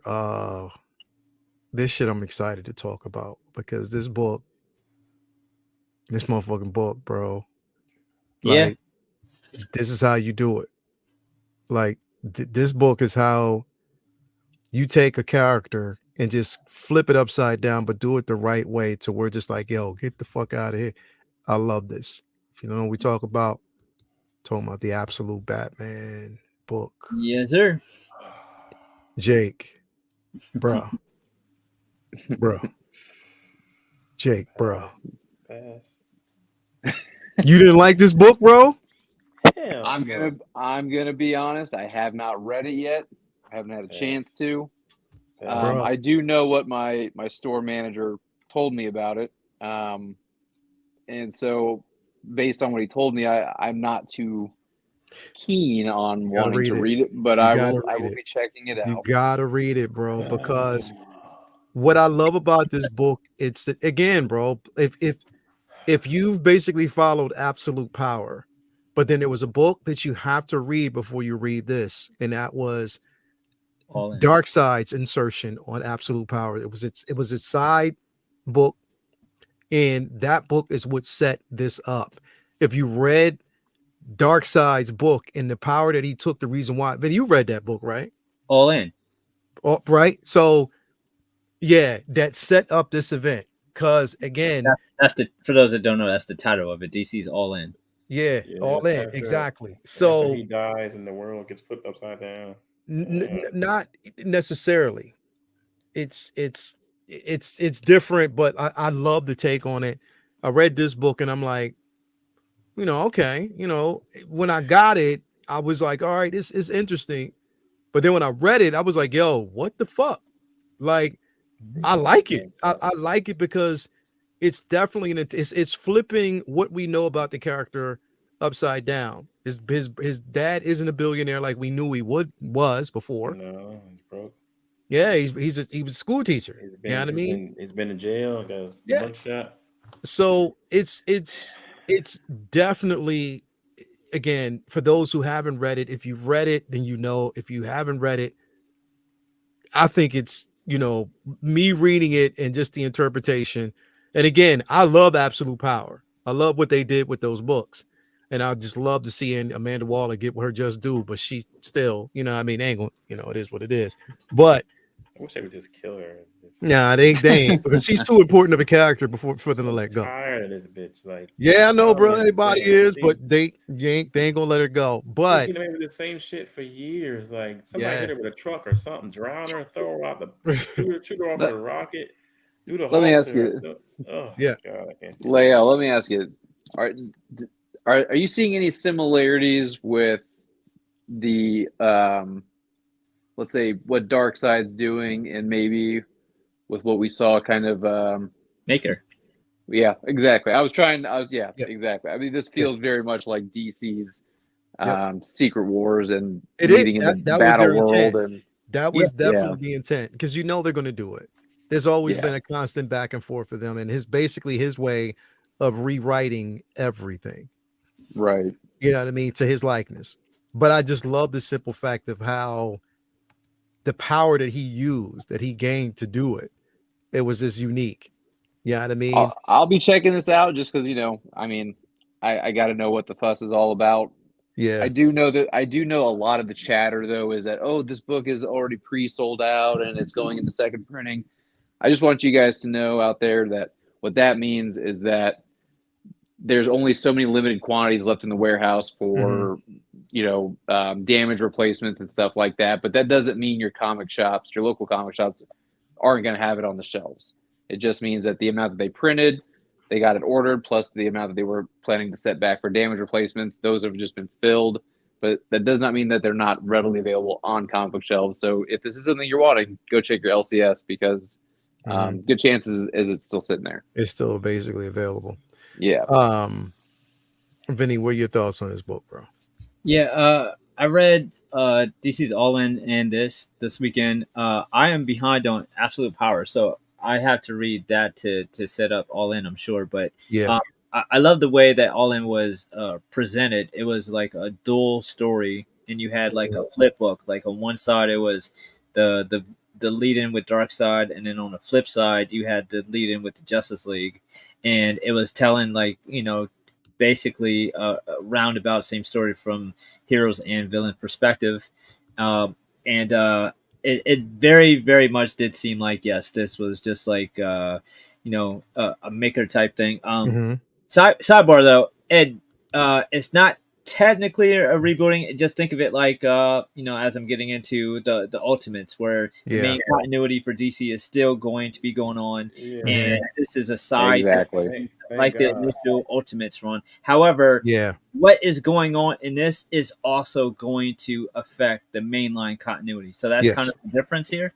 So, it's one of those things where sometimes when DC rips off Marvel or Marvel rips off DC, that's kind of what they do. And if they do it cool, I don't care, because they've been ripping each other off for 60 years. For years. I mean, years. Like, there's very little that either company has done that the other one hasn't done first, and vice versa. When I've read the book, I was like, all right, he's basically like, this is the ultimate, the new Ultimate Universe kind of set up, but yet the idea and premise of giving people a jumping on point that the initial Ultimate line was, and they tried that before. They tried that with All Star, and they tried that a couple of different times, and it didn't, for whatever reason. I don't think it really took the way that this has. They've been really, I think, successful in getting people excited about Absolute, Batman, Superman, and Wonder Woman, and I really like the way that they've done it with Darkseid. And I think some of what happens in this story is a very cool breakdown of it, because again, we're seeing the Batman mythos kind of flipped on its head here. And the interesting thing about, say, Ultimate Spider-Man having not having his powers and then getting introduced, it's like at the crux, like Peter's still Peter, like the things that kind of were changed and fucked things up for him to prevent him, like it just kind of delayed the inevitable. Like, he still at his heart was who the core of Spider-Man was. It just didn't happen the same way. And here, like, Batman has Martha's there, like it's so this is very interesting dichotomy of, like, maybe Darkseid felt like he needed that trauma in order to have become Batman, and with his parents alive, he wouldn't be that thorn in the villain side, and he's still Batman, if not even more violent now than without parents. So I like the some of the twists, like they twist a lot of stuff, so it's not just Alfred is definitely different in this one. So he grew up with a lot of, so he grew up poor. So like he grew up poor in the slums. So like a lot of the criminal element are like his people he grew up with. So it gives him like this different perspective, because like he can relate to them now instead of this rich motherfucker beating up poor criminals. So like he understands that. There's a twist with Joker. I don't want to spoil, but that's a concept that they flipped on his head for him. But they've made him obviously, just you could tell from just looking at it, much more physically imposing, and they kind of made like his whole body is a fucking his whole suit's a weapon. Like there's different. It's like his chest plate's a battle axe. The bat signal is not just part of the suit; it's emblem that could come off and use as axe. Like there's stuff like that they're adding to it to make it a different spin on it. I mean, I love Batman and all different types of versions of him, and there's been so many different fucking types of versions of Batman, and it's rare that they don't try something interesting. And I think once again, this is something interesting here too. How long this will be a success and keep going, who knows? But I love what they're doing with the story. It's again, it is similar to the Ultimate line, but that's fine by me. Like they do it well. Then it's not something that's new to me. Like it's something to be expected because they do this shit all the time. Yeah, it's there's only so many things under the sun that are original. This isn't, but I'm cool with it because the execution has been hitting. So I'm interested to see how they go from here. I'm interested to see how they attack the Superman and Wonder Woman books, and I'm also interested to see how Darkseid's plans like infiltrate and affect the mainline continuity and this continuity simultaneously, because they've kind of unleashed him and made him a bigger threat than maybe he's ever been. So it's very interesting to see where they go with from that, because this seems like a plan that is going to take a few years to come to fruition. Yeah. Hey Jason, real quick, bro. Like my bad, bro. My bad, bro. I knew you was gonna do this shit. My bad, man. My bad, bro. I knew you were gonna do it. My bad, bro. My bad, bro. My bad. I hate this whole run. I mean, I'm not one to love this to see like mainstream characters get flipped on their head like this. I mean, well, it's not, but it's not necessarily the main. It's an anchor universe. Yeah, I know, but I don't like to see that kind of continuity get flipped over. Like, I hate it when Captain America, when they flipped him over and had him be Hydra Cap and the real Cap was inside the Cosmic Cube. I hated that whole story, but I bought it. But I look Captain America too. So, bro, I was one of my favorite runs. Yo, I bought it. When he said Hell Hydra, that broke my heart. I was almost in tears. But come to find out that wasn't even a real Steve. So, but they're trying to do the same thing with this. I hate when they do that, bro. Like, I don't know, maybe I'm weird, bro. I just like old school. Give me my regular Batman, Superman, Wonder Woman. So you don't necessarily like. No, you don't like the change. I don't like the remix shit. No, just give me the regular mix that I'm used to. Like, this guy got a He-Man axe on his chest. He looks like He-Man. He's been arrested. I think they had his freaking like Alfred's like it's like a retired James Bond kind of sort of, bro. Like MI6 dude. Like, I'm not. You haven't read the story yet, have you? I'm not with it. I have it. Okay. I have it right in my shop. I just haven't. I don't even want to touch it. Only bought it because it was in my pile to buy. Bro, I don't even want it. I get it. I get it. Would this be something that you would read? Would you pick up? Would you pick this up, Bloomer? Since I'm reading the Ultimate Spider-Man and some of the Ultimate Universe, this sounds like right up my alley. I do like how Vinny has presented it, so I may catch this the next time I go into the comic shop and I see this out there. I might pick it up. This sounds interesting to me. Yeah, it's definitely a different take. But if you read All In before this, if you followed Absolute Power, if you read All In, because Absolute Power was the setup for this, because they were hints, especially in the standalone Spider-Man. I mean, not standalone, but just like the spinoff, not Spider-Man, Batman books itself. You got a hint of this. You also got a hint of it with Superman as well. So they were leading up to this with Darkseid. And again, I don't want to spoil it for people who haven't read the All In, but there's a certain character's power that Darkseid gets. He manipulates a way to get this power, and through getting that power, sets off a reaction. It sets off what we now have with the Absolute Batman, Absolute Wonder Woman, Absolute Superman. But if you read this particular book, again, it's spinning everything that we knew about the characters in a totally different light. And I like that. I like when they do things like this, because again, I'm on a different side than Jason because I like to see, because the thing is I get caught up in reading these books and it's always the same trope with these characters. If you Just round and round we completely, go. yeah, it's like you can't, there's no other place that you can, like, oh, we know that Batman's an intelligent individual. There's always a contingency plan. He's always the go-to character. Superman's always the strongest. Wonder Woman is always the fighter. We got that. We know that. We know this about that world. We know this about these characters. But when you basically flip their backstory and you basically give it a whole new narrative and their motivations for being who they are in these worlds, that's what it just makes it so much more interesting to read. And I've always wanted that. So to see the absolute version of these characters, I'm like, okay, let's see where this is going. And again, like I said, we knew that DC would take cues from Marvel, especially for what's going on. But I'm happy. Look, with anything, it's like when we talk about this in our Hot Toys, same thing, just in the comic book universe. The You know what I mean? Ultimate Spider-Man is, I believe, number 4 on English graphic novel bestseller list. Every other title in the top 20 is all manga books, and this is the first time in like a year, 2 years, where That's an awesome. actual comic book has broke into that list.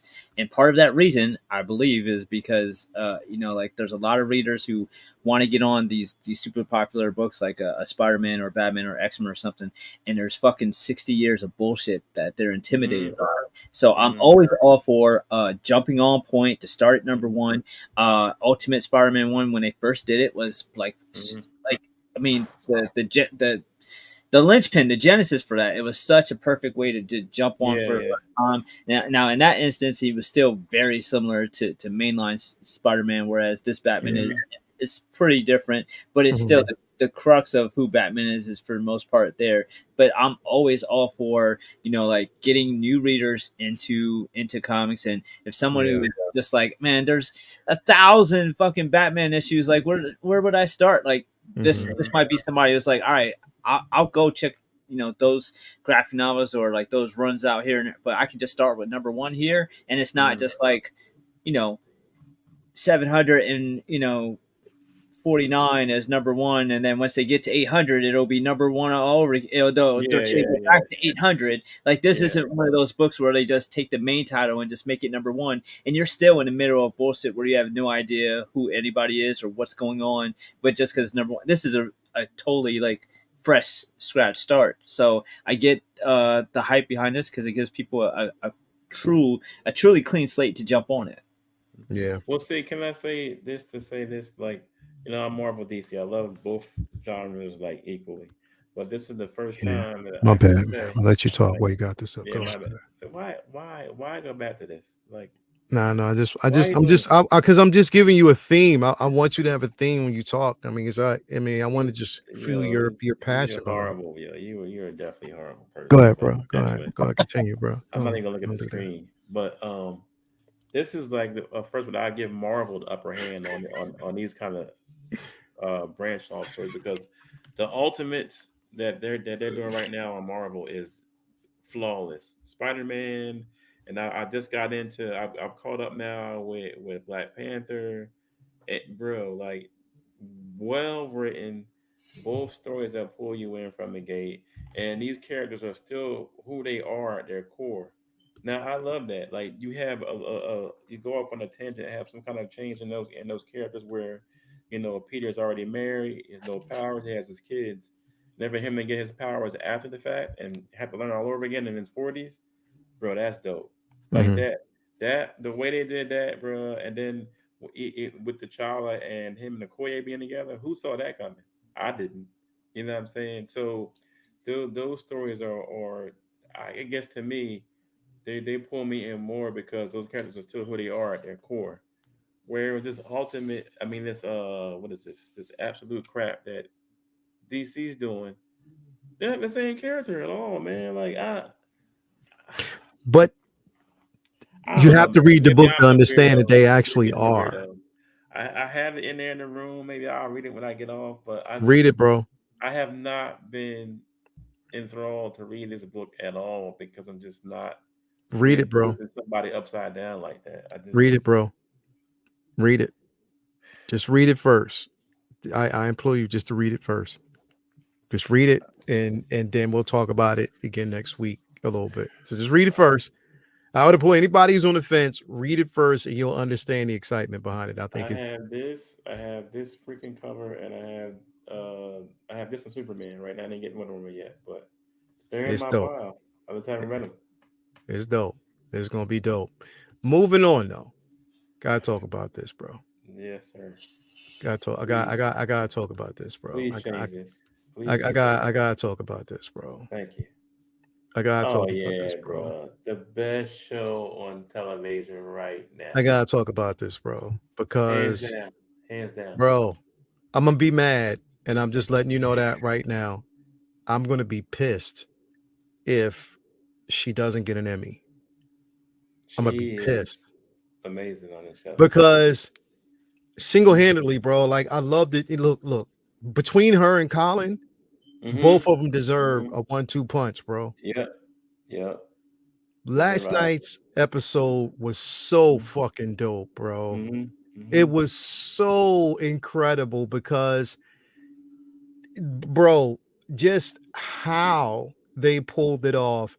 And if you weren't already interested in Sophia, you knew, if you weren't already interested, if she didn't make the character already an interesting individual or an interesting entry, just this episode alone, I'm like, fuck, is this really called the Penguin? Or it should have been called the Penguin and Sophia. You know what I mean? Because that's how dope this last episode fucking was. What's been good about this show is that everybody is getting the space to shine, bro. Everybody. Absolutely. Everybody is getting the space to shine. And that's the most beautiful part of this show so far. Bloomer, I want to start with you on this one because I know like this is your boo, bro. How do you know this is your Yeah, this was the simp episode. boo? This was the. Mm-hmm.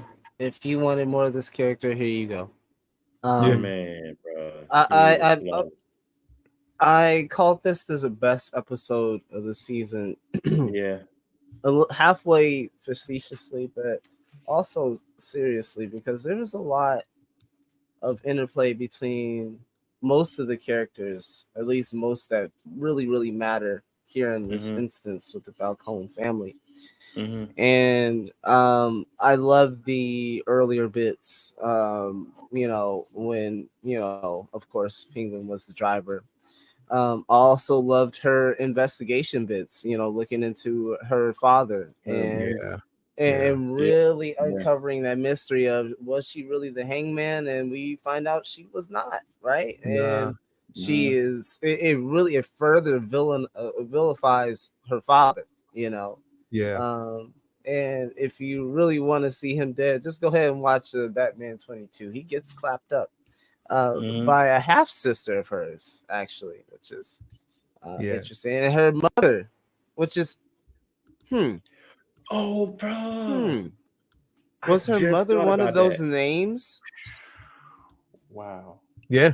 Her mother was definitely one of the names that were pulled. Right. So Catwoman's mother was one of those names that were named in the episode. One of the victims. I just thought about that, bro.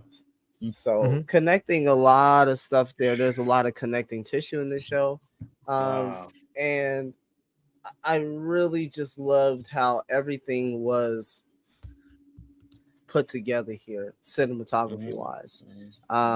And I'll let the rest of my brothers really chew on the rest of the more potent parts, but the one I'll take, and I'm sorry, I'll take the last one, the last few moments. And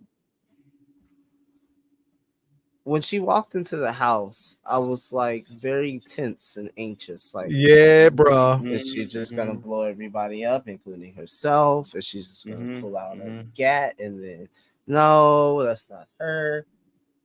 And the tension builds and builds and builds and builds, and then she goes and we finally see that scene where she goes and grabs the little girl and takes her to the greenhouse. Yeah. And then they fall asleep, and then she wakes up just like snap, and Yeah. then it she took out everybody. Yeah, bro. In this dinner scene, it was just this like cathartic unveiling of this new consciousness that she stepped into. Um, Sophia has realized she's For been lied to real. by everybody and can't Yeah. trust anybody, Nobody. Not Right, right. at all. not a single Nobody. soul, especially Mhm. those in her family. And Yeah. we saw a lot of those sequences when she was at Arkham of the people who basically ratted her out, Mhm. you know? And it's Yeah. crazy because Oz is like the catalyst for a lot of this stuff. He didn't rat her out like the Oz. rest of those folks, Right. Yeah. but he definitely said something He said about some it. shit that Yeah. he stuck his nose in a situation that it shouldn't have been in at that Right. point. Right, right, right. But Like she said, he was she's playing the right, long lady. game. She said you should have just been my driver. Yeah. Right. And Yeah. no, but he wanted to be more, as we see in the show. Yeah. So it's just a lot to chew on. I love the show. I'm glad it has hit us at a time where we're regardless of your feelings, we're post having that Sunday night show Yeah. after House of the Dragon. So Yeah. Yeah. it's been a welcome addition to having something late night like that.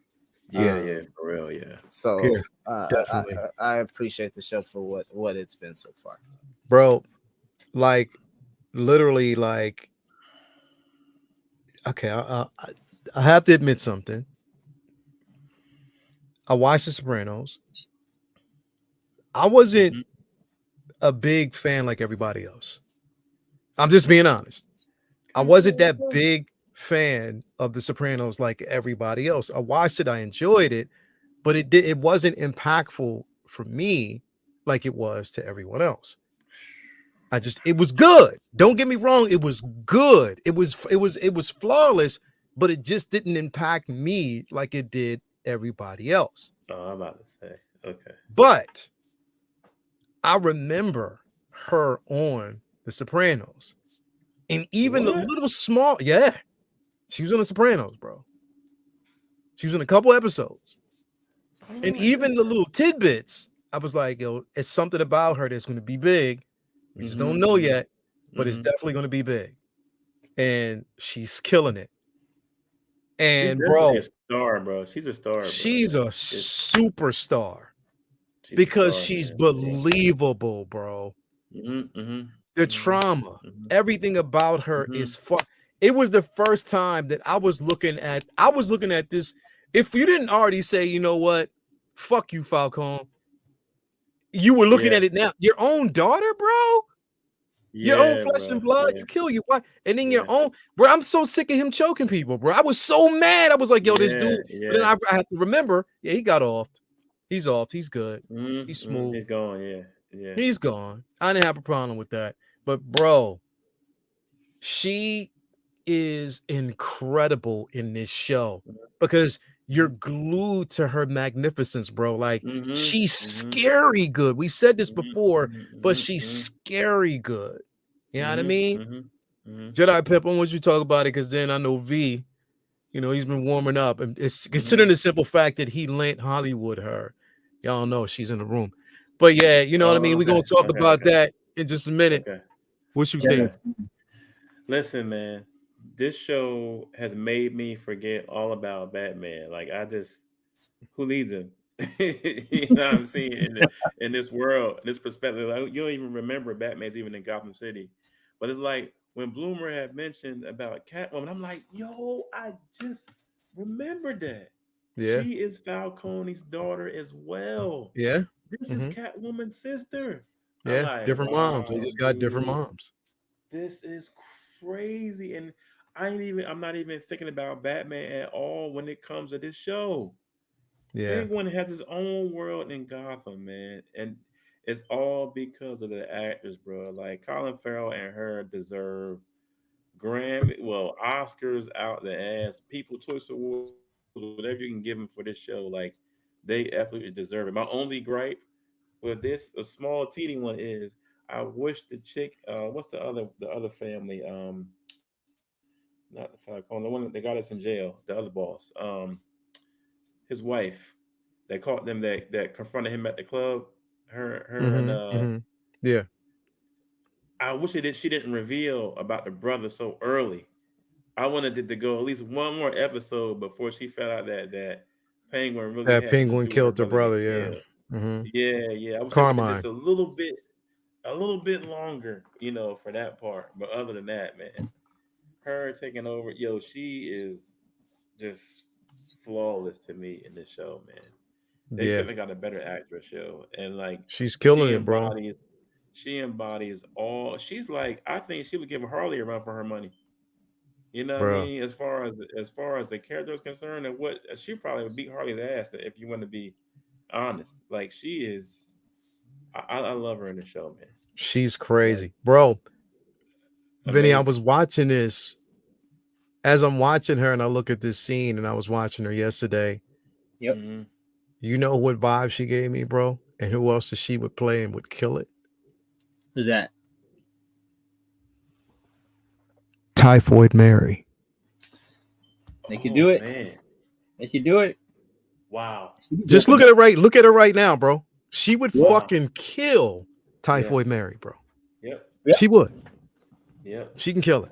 She would kill Typhoid Mary, bro. Just her I think mannerisms and that, just her cool mannerisms and how spirit. she switches, bro. Yeah, She has the yeah, temperament. She yeah, has yeah, everything about it. Because yeah, the thing yeah. is, 1 minute she makes you care about what she's been through. The next minute Right. you're like, damn, she's fucked up for She about real. to kill me? Is she about She's to kill about to me? kill me, like for Right, real. right, But right. such an impactful performance. Literally, I couldn't wait to talk about it, bro. Vinny, what's your thoughts on this, man? So obviously, we're all going to be on the same page. Like this is, Mhm. I mean, she delivered a masterclass performance all across the Mhm. board.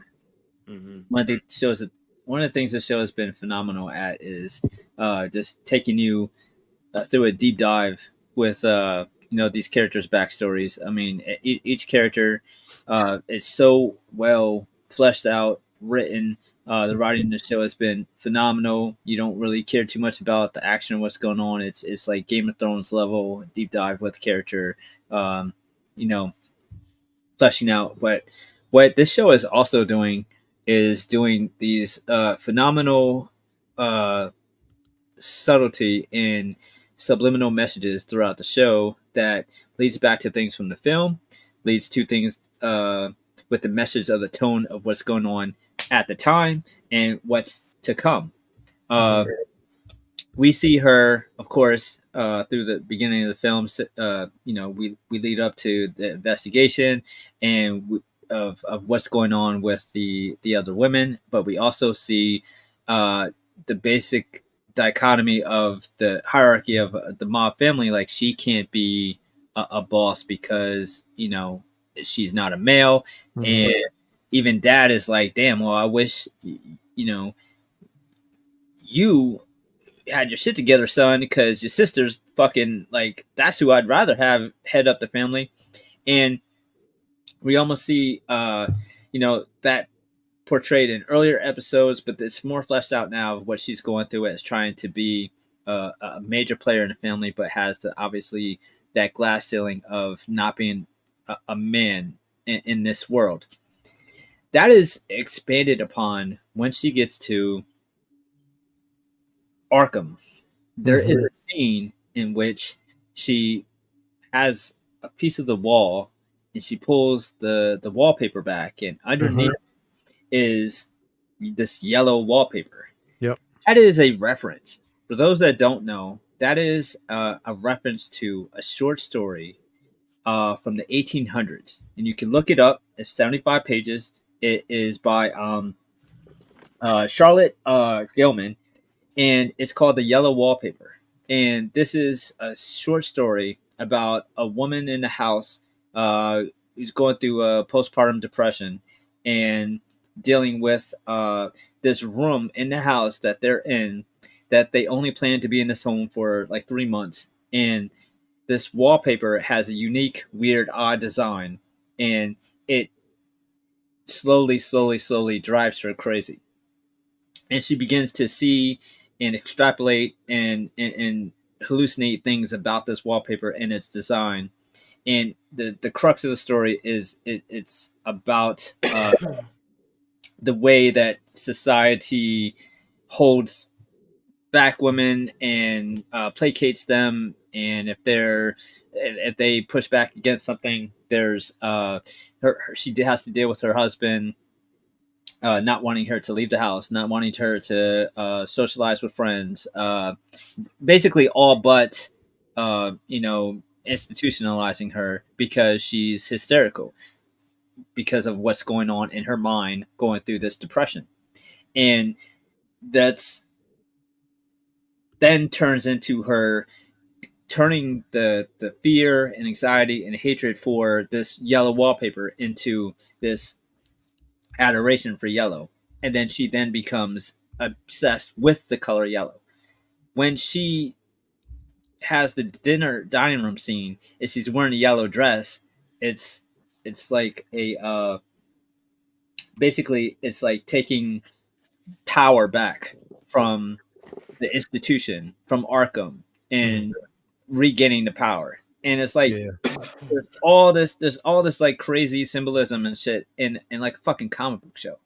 It's really impressive. It's really creative. I am blown away by her acting. Everybody on the show is acting. Like, she obviously is phenomenal for the role. We talked about how the show sets up Penguin to be such this likable villain, which he's never really been before. How are they Yeah. going to turn on him? And obviously, we all thought it was going to be Vic, but no, it was probably going to be her that they use for us to turn on him by whatever she does to. And it's great because Penguin's such a dope shit talker that even in the alleyway with him explaining, basically getting his act exposed that that he killed her brother, you could just see it. Like, he's one. Oh, I just told them I killed her. Him just to get in good with them, to use them. Like, hear me out. Like, that, like, that's coming. So I love how just phenomenal and deep the layers are of the story. Everything about it is fire. She and yeah, all that shit aside, absolutely, yeah, was the SIP episode. Like, she didn't have to be that great actress last night. She could have just just been that, and I would love the episode. But all the extra acting and shit, that was bonus. Yeah. I thought that the dope part about it was she's about her as an actress is she's a chameleon, bro. Yeah. Like, she's a chameleon. Like, seeing the transition of, because what we thought, again, in my mind, just thinking about it, I would have thought that, yeah, she was the hangman. Like, she was that individual who was really fucked up and, did, all these horrific things. But that wasn't it. You know what I mean? She wasn't, we see that her father set her up. We see that she went through some horrific shit in Arkham. You know what I mean? And even like in case a lot of people don't really know as well, Magpie is a character in Marvel in Marvel Comics. You know what's funny is when I was first starting collecting comics, there was, how they sell those like 3-packs in like Walmart, and you don't know what's going to be inside them. They just put a Yep. I remember I got some of those when I was a kid. They didn't have Walmart back then, so it must have been Kmart or somewhere. Inside of those was like 4-1 or whatever, and the cover was Magpie with that stupid mohawk and And the big thing said Magpie. So as soon as she said her name was Magpie, I was like, hold on, is that? And then I fucking looked it up, and I was like, yeah, fucking Magpie. Because I don't remember seeing her since that issue. Like, she wasn't like a common character. So that wasn't really a common actual character. Bro, that was shot right, dog. Shot right. Yeah. The 3-packs before Walmart. Yeah. I loved them. Those were great. for kids, like, It was just like a mystery box full of Yeah. comics Yeah. that you would actually Yeah. get. You just got the packs. Yeah. You know what I Right. mean? Yeah. Yeah. Hell yeah, bro. This is for Bloom. It's for That's so Bloom's funny. time. You know what I mean? It's for, Yeah, they So, don't do those no more, Bloomer. They don't even yeah, got them. they don't They don't do even those. got them in regular stores no more. That's Yeah, part of man. the problem with comic industry right Yeah. now. Hey, I'm still old enough to remember Kmart. Hey, I'm still old enough to remember when they used to let you go into the game Man, section and you the can blue walk up light. and you can play the game. Mm-hmm. You actually had a Mhm. controller and a TV. Mm-hmm. They don't Yeah. even do that no more. Nah, Nope. they stopped that shit because motherfuckers Only were at still in the GameStop. game. Right. Only at GameStop. They was cutting the controllers off and shit. I'm like, what the fuck is going on? Mm-hmm. Yeah, I'm sure I have Motherfuckers chewing on the analog stick. Yeah, I'm sure I got Nexus now because you had to play like this. Yeah. Yeah, Strong neck. Yeah. Super strong neck, bro. Yeah, You needed yeah. to have that neck. Waiting That for your neck. mom to get done shopping. You over there. Man, let me finish this game. This fake ass game of 2K. You over there long necking at this Yep. point, Yeah. bro. Right. Bring your black ass over here. All You right. was you over there long necking at that point, bro. Like it Yeah. yeah.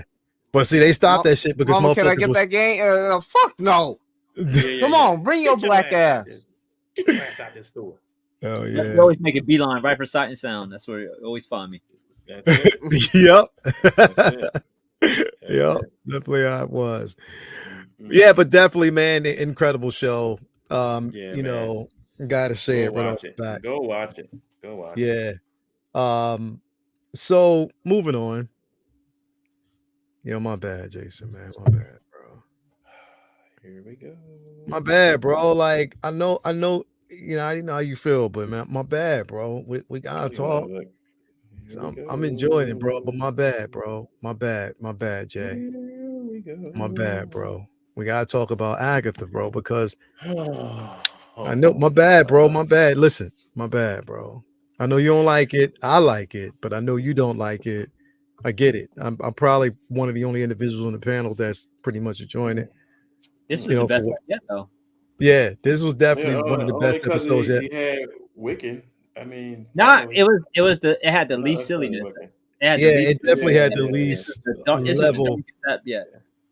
Yeah, it was the least level of, you know, it was more so, you know, just definitely see, even Aubrey Plaza, bro. I mean, they're not gonna tell you who she is. I think Nah. it almost feels like we know who she is, but then again, that could be flipped. Yeah. But I definitely love her character, and I love how her character basically always vanishes when something serious happens, especially when there's death involved. Hint, hint, nudge, nudge. But That's who I think it is too. I think it's her. But I mean, I think it's Lady Death on the low. but That's what I think it is. we got the reveal that, you know, pretty much, and even like I said, aside from, like you said, V, and like we've been saying, aside from the reveal of the character, we now know that who, you know, Billy is, which is now Wiccan. Billy Kaplan. Of course, Yeah. we know the iteration of you know, Wiccan, who is a reincarnation of the Wiccan that Scarlet Witch knows. And that was basically revealed. Mhm. And it was a shorter episode. Bro, Disney has to. I say this because they have to continue. They have to get out of their own fucking way when it comes to this shit, bro. If HBO can give us a masterpiece in 4 hour, HBO Max, bro, it's just like It was Disney like is 20 minutes. Yeah, 20 bro. minute long episode. It's yeah. like they're taking the cheapest way out when it comes to shit like this, bro. And that's what's pissing people off, and they just don't give a fuck. And I'm like, you can't continue to start these stories and tell them a certain way and get people so invested, and then you just fuck it up. Like you can't. And it's not that they fucked it up. It's just the simple fact that we wanted more from the episode, and that's not what we got. You finally But get a good episode and they cut it short. Like 20 yeah, minutes it and was. 15 I thought the seconds or something. episode was definitely good. It did expand, and a lot of people were like even saying like, I wish we wouldn't have gotten, you know, him early. But there's a method to the madness, and I'm glad they did. I'm glad they gave it to us earlier than what was expected. You know what I mean? But V, what did you think about the episode?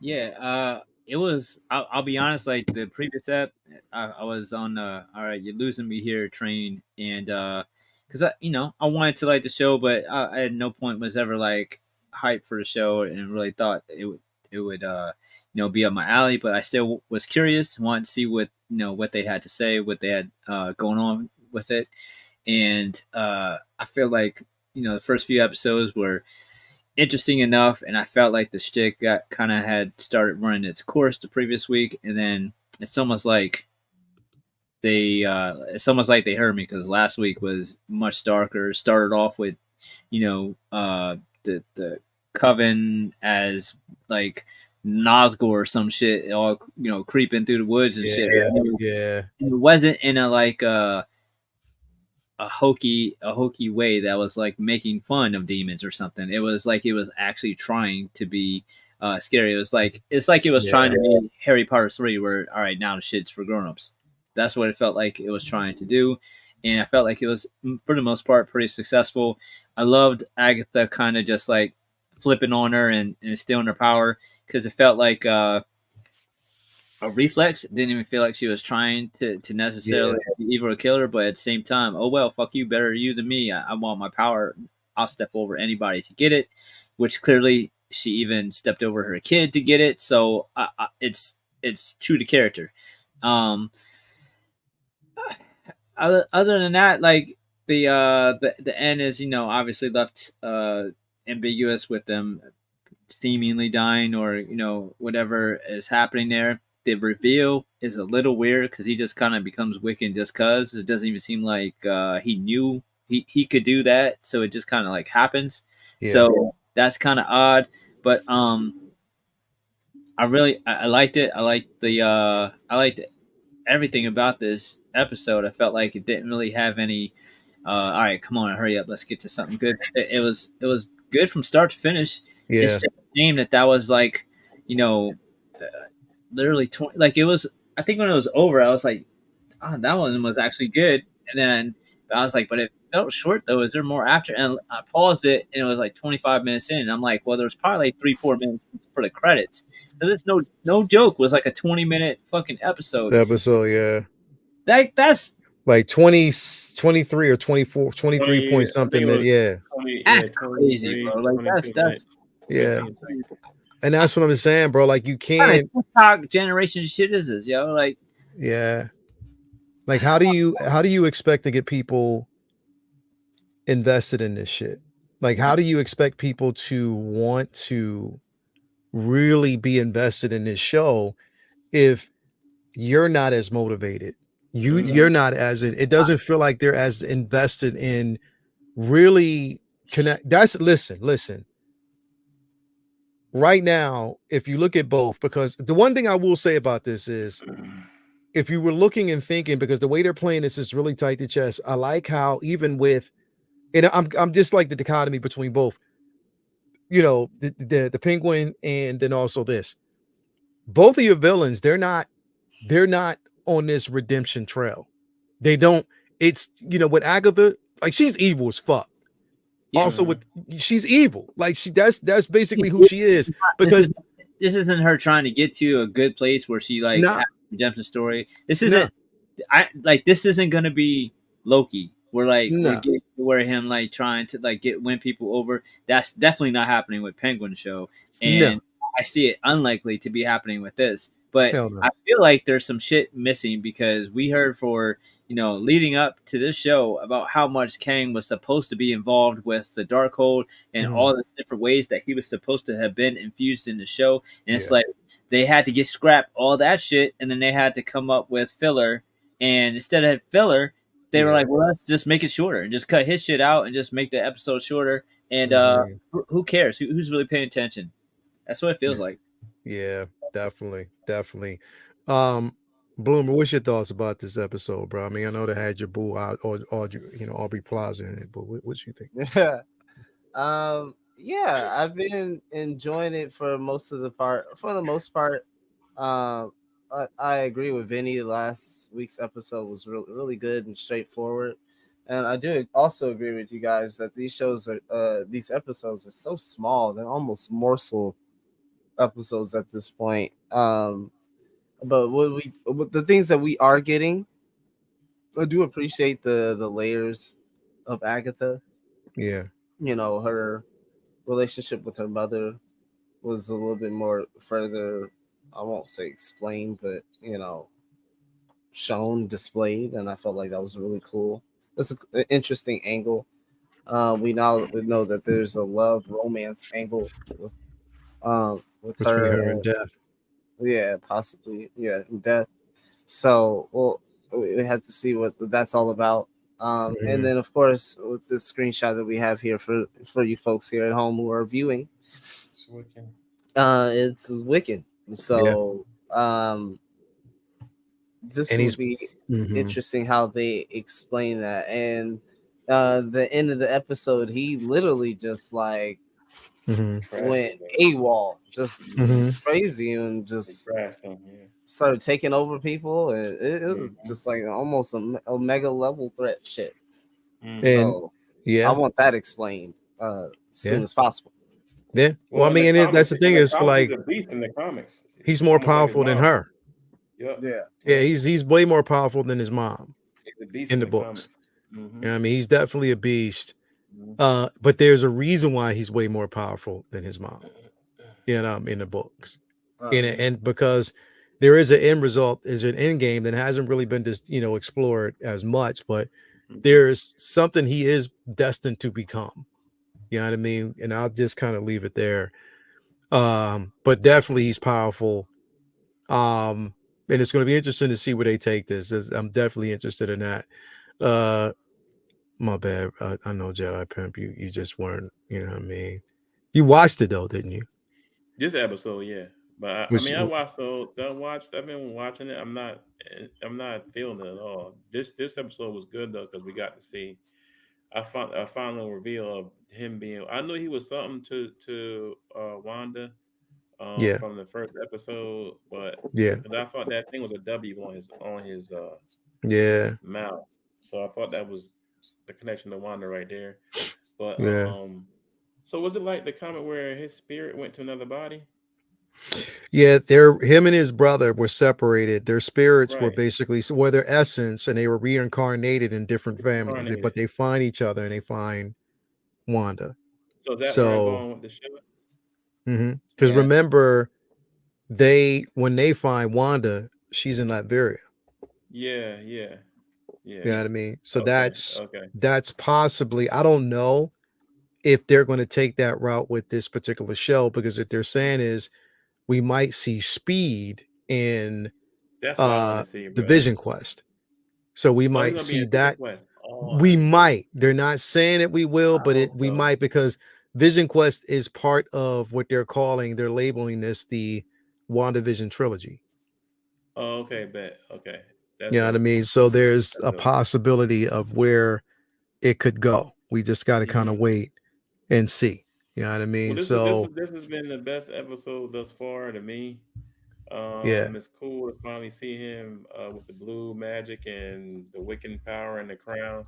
So that's dope. And then at the end when he kicked all their asses, throwing them all in the quicksand, like he was like out of it, like something was controlling him, or that's how it looked. Like he was not in his own body or something near the end to me, kind of sort of. yeah, But uh, it's cool to see Wiccan. I think that, like you said earlier, that the reveal might have been too early, but I kind of knew, I guess, from like the first episode, like I said, when I saw the W in his mouth, that that's some kind of kin to Wanda, you know. But I mean, they were babies when they were young when they got, I guess, thrown back into the void or whatever, the hex, whatever you want to call it, you know, mhm, when it came down. So to see him older, I said, so maybe they went from the comics where their spirits went to, or their essence yeah, went to other people and they reincarnated and grew another family. So they maybe they're going to go that route.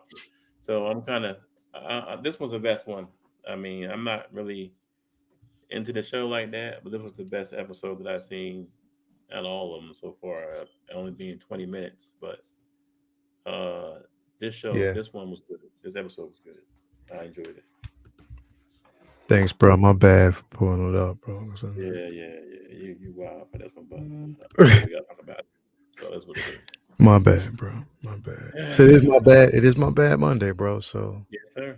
Yes, sir. my bad Monday, I bro. came in off the gate. I was late, Lord God. My My bad. bad, bro. um so yeah, check this out if you haven't watched it. Definitely I thought it was I just want to see where it's gonna go next. You know, how they're gonna basically finish off this show. We got a couple weeks left. So it's gonna be interesting. Um Moving on, bro. Again, just want to kind of wrap this up here with this. Of course, you already know New York Comic Con is this weekend. Anybody who's going to be in attendance, you can see myself, you can see Vinny there as well. You know, so it's going to definitely be a great time there in attendance. I cannot wait. You know, so again, I will be there. If whoever's going to be there, you can check me out. I'm supposed to be meeting up with a few other content creators. I know I'm going to be there. Jay's going to be there. It's going to be a few of us there. But I think it's going to be a decent one. I'm only going to be there Friday, but I'm going to try to pull off everything. We're going to get there Friday early in the morning. Vinny, you know I'm hitting up that bodega, bro. Got to. I got Without it's question. it's definitely a must to hit up the bodega, but definitely it's going to be some fun times, man. Wish Vinny had a table there. That would be dope, bro. We got to work on that next year, man. Bro, We this got to is get you a the table. fourth one I've missed in a row, bro. I would have came, but I just up there for Yeah. another reason this last week, so I can't make that trip back. Yeah, we're gonna get Bloomer here next year, bro. We're gonna get him up to New York, bro. We're Bloomer gonna would love it, bro. I'm yeah, gonna we're miss gonna this we're gonna get last. I Bloomer up missed here this next last year, bro. tour, bro. Yeah, that shit. And That should be crazy. Yeah, we're gonna yeah, get we're him gonna here. be I gonna be mean, nuts. Bloomer in New York though would be wild. That'd be some wild shit, bro. Yeah, he'll be in the city, boy.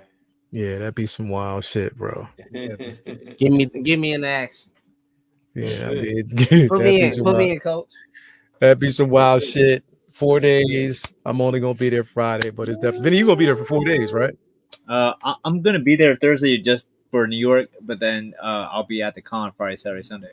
Okay, yeah. So we're gonna be there definitely. We're gonna drive up early morning Friday, and I asked Toya if she want to stay overnight, but she's like, nah, she want to get back. It's a So 2 hour drive. yeah, it's like 2.5 hour drive there, and then a couple hours You take back. the So we're gonna turnpike, PA turnpike. yeah, we're gonna hit it and head up. So we'll see how it's gonna be. Should be fun. Yeah, it'll be fun. Not even a turnpike. We take what 81 all the way up towards Allentown, Reading, and stuff like that. So Oh, so ready. yeah. So we'll definitely do that. So it's gonna be exciting times, everybody out there. If you are at the con, definitely Hit the make sure you check man us up. out. Hit the man up. Y'all go Hit say us hi. up. Artist Alley. I don't know what else is gonna be going on there, man. I do want to warn y'all, if you'll see Vinny, you probably won't see him for like maybe 5-6 seconds. Dipset for a reason. Dipset. Yeah, see, lots to do. Dipset, bro. Motherfucker be rolling, bro. Motherfucker be tucking and rolling under tables, bro. Be dipping. Like he got the dopest sidestep since prime time, bro. Whoa. Yeah. Like as soon as he get, bro, Whoa. it's like bro, like literally, he gets to the end of the aisle and then dips. Like dips. Like literally, bro. It's like He bro, got the Dion going on. He got the Dion going on. bro, Okay. whenever it's a group of us, it's like everybody be like, yo, who's on Vinny duty, bro? If it's traffic jam, man, you gotta get around it. You gotta sidestep around. You got Barry Sanders that shit. That's funny as hell. Bro, dipset like a That's motherfucker, bro. Like just dipping. that The only Dion. time like you got the advantage if you're in Artist Alley, because Artist Alley is just compact in one room, so you don't have to worry about. Oh yeah. You'll you can't eventually walk end up on you. seeing him in one of the aisles. Yeah, But upstairs, you definitely slow down Artist Alley because there's so much. You gotta like stop and look at every table and everything. But upstairs, there's a lot of sections where there's big gaps in between the vendor booths, and yeah. a lot of people in a way just fucking don't know where to go, and they just wander like tourists and just looking, and you trying to get to your next thing, and you gotta go around them. So Yeah. That's just how it be. So I'm telling you, It's well, I ain't lying. We ain't lying. I got proof. We got proof. It just be that way, bro. And Artist Alley is when it's more controlled because this is what y'all see. If even if you stand far away, this is what you're gonna see.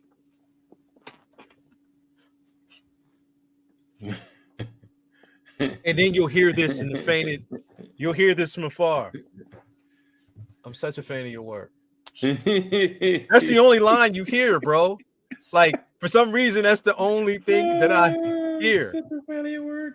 Yeah, I'm such a fan of your work, and it always works. Bro, when he says I'm such a fan, so not now, mind you, you have to be mindful that not everybody gets that conversation.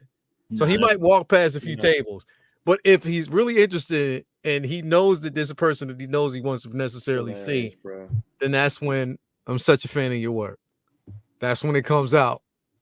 Yeah, I mean, like, and it's fucked up because I'm the only person that peeped it at first. Yo. It is. It's fucking funny. Anyway, if you guys are in the New York area on Friday, hit us up. We'll be there, and it should be a fun one, man. But definitely a great show from everybody out there. Thank y'all for being here, man. Do thank y'all, man. Jedi Pimp, man, what you got going on? My bad, bro.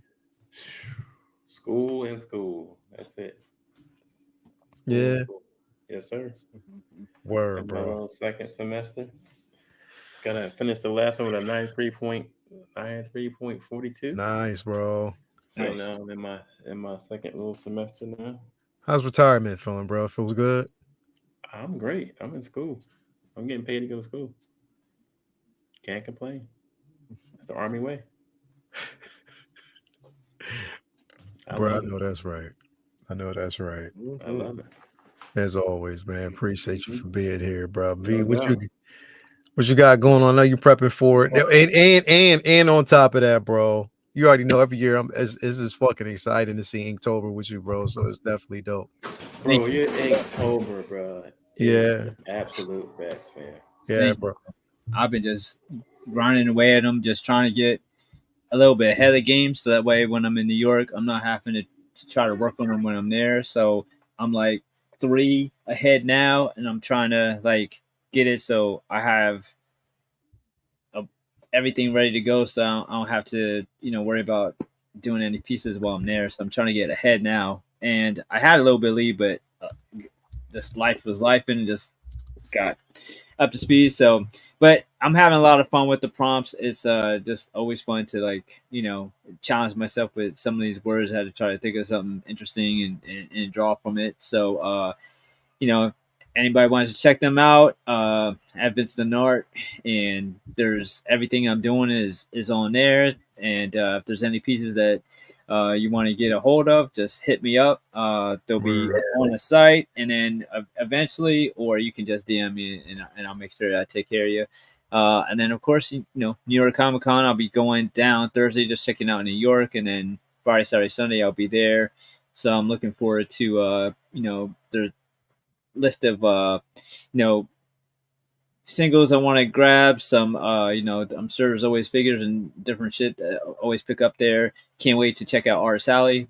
I'm always buying prints, and hopefully I come home with a key or two of for the collection. So even if I don't spend a dime, there's gonna be mad energy and cosplayers and just fun. So I just love every year we walk in the door and it's just like home, because it's just tens of thousands of people just all into the same shit we are, and get it. It's always fun, man. Hell yeah, bro. Yeah. Deep Cut Vinny, we'll be there. We'll be there this weekend, and come say what up. Definitely make sure you stop through, man. Appreciate you for being here, bro, as always. Remember, Vincent Dunn Art on Instagram. You can check out the store. Make sure you get everything popping over there, bro. Okay. My man, last but not least, we got my man Bloomer, bro. What you got going on, man? Man, first and foremost, always a pleasure to be here with my I knew something was happening. Always a pleasure to be here with my brothers here on the panel. Of course, you guys know the rotation here at this point. Mhm. Monday, Wednesday, and Friday. Occasionally at this point. So of course we're here on Monday, but Wednesday we're gonna be back at it again with some more Say What Wednesday. We'll Yes, see yes. how the world turns with Hot Toys. We had a little release last night. Mm, Not too not too hot, but it was still yeah, cool enough. yeah, Not anything to write home about too yeah. much. Uh-huh. But yeah, so excited to see what happens once we get to Wednesday. And Yes, of course, yes. yeah, I do. I am bringing back just for my folks over at the Six Scale Mafia Discord. I am doing a comic book readers club, and we've been doing that. We were doing it a few months ago, but I stopped after I got this new job. Got so busy. But I'm finding a new time and doing a little different stuff with the format. So that'll be this Saturday at 1 p.m. Pacific Standard Time. Just go on into the Cisco Mafia Discord, and then hit the Spider Den. That's my own little section in there. And I'll go on camera and I'll be reading Secret Wars #1, 1984. So we'll be diving into that. So very, very excited about that and reading that. So if you are, uh, you know, around and a little tech savvy, come on by the Cisco Mafia Discord, and I'll be reading that comic. It's And like a then fireside chat. That's what's up. yeah, so something like that, where it's just like I read the comic and we kind of talk about some extraneous things. If people have the comic themselves, and talk about it. So just a nice, like, kind of free forum, still somewhat in the spirit of a readers club. So if that interests you, man, come hit me up Yes, over at yes. Skill Mafia Discord. Yes, yes, man. Definitely, bro. Appreciate having you here, man, as always.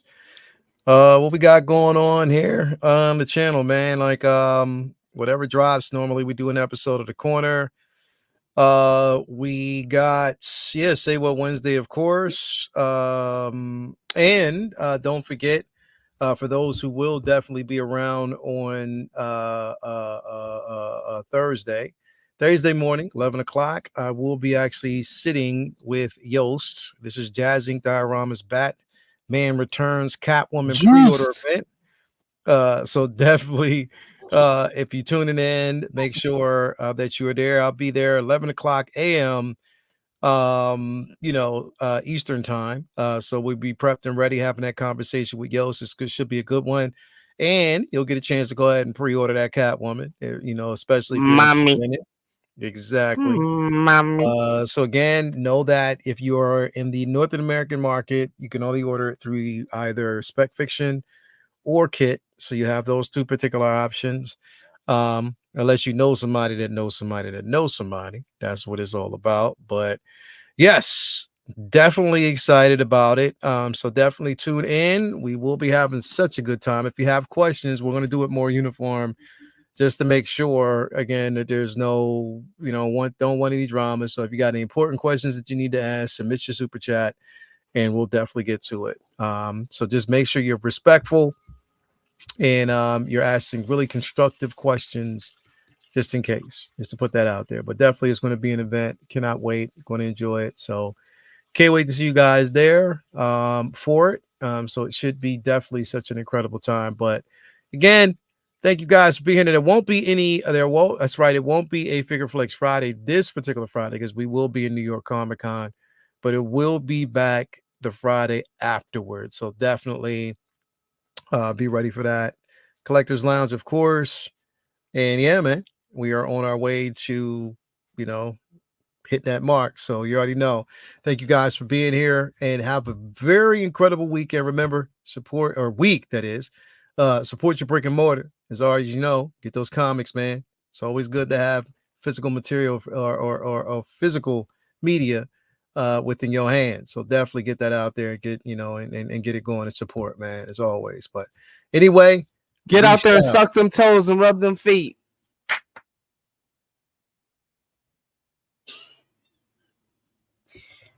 Now, see, That's your hearthon, bro. You know that boy hate feet, dog. Yeah.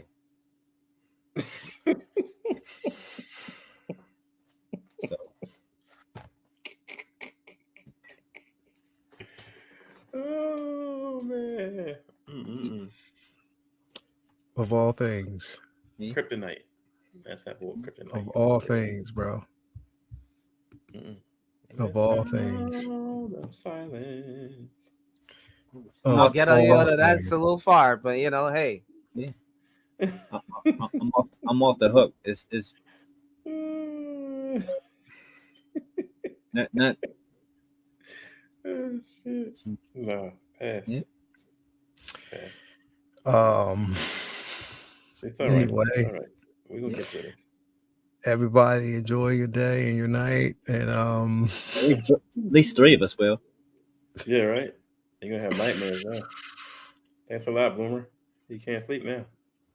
Yeah. It's your bad.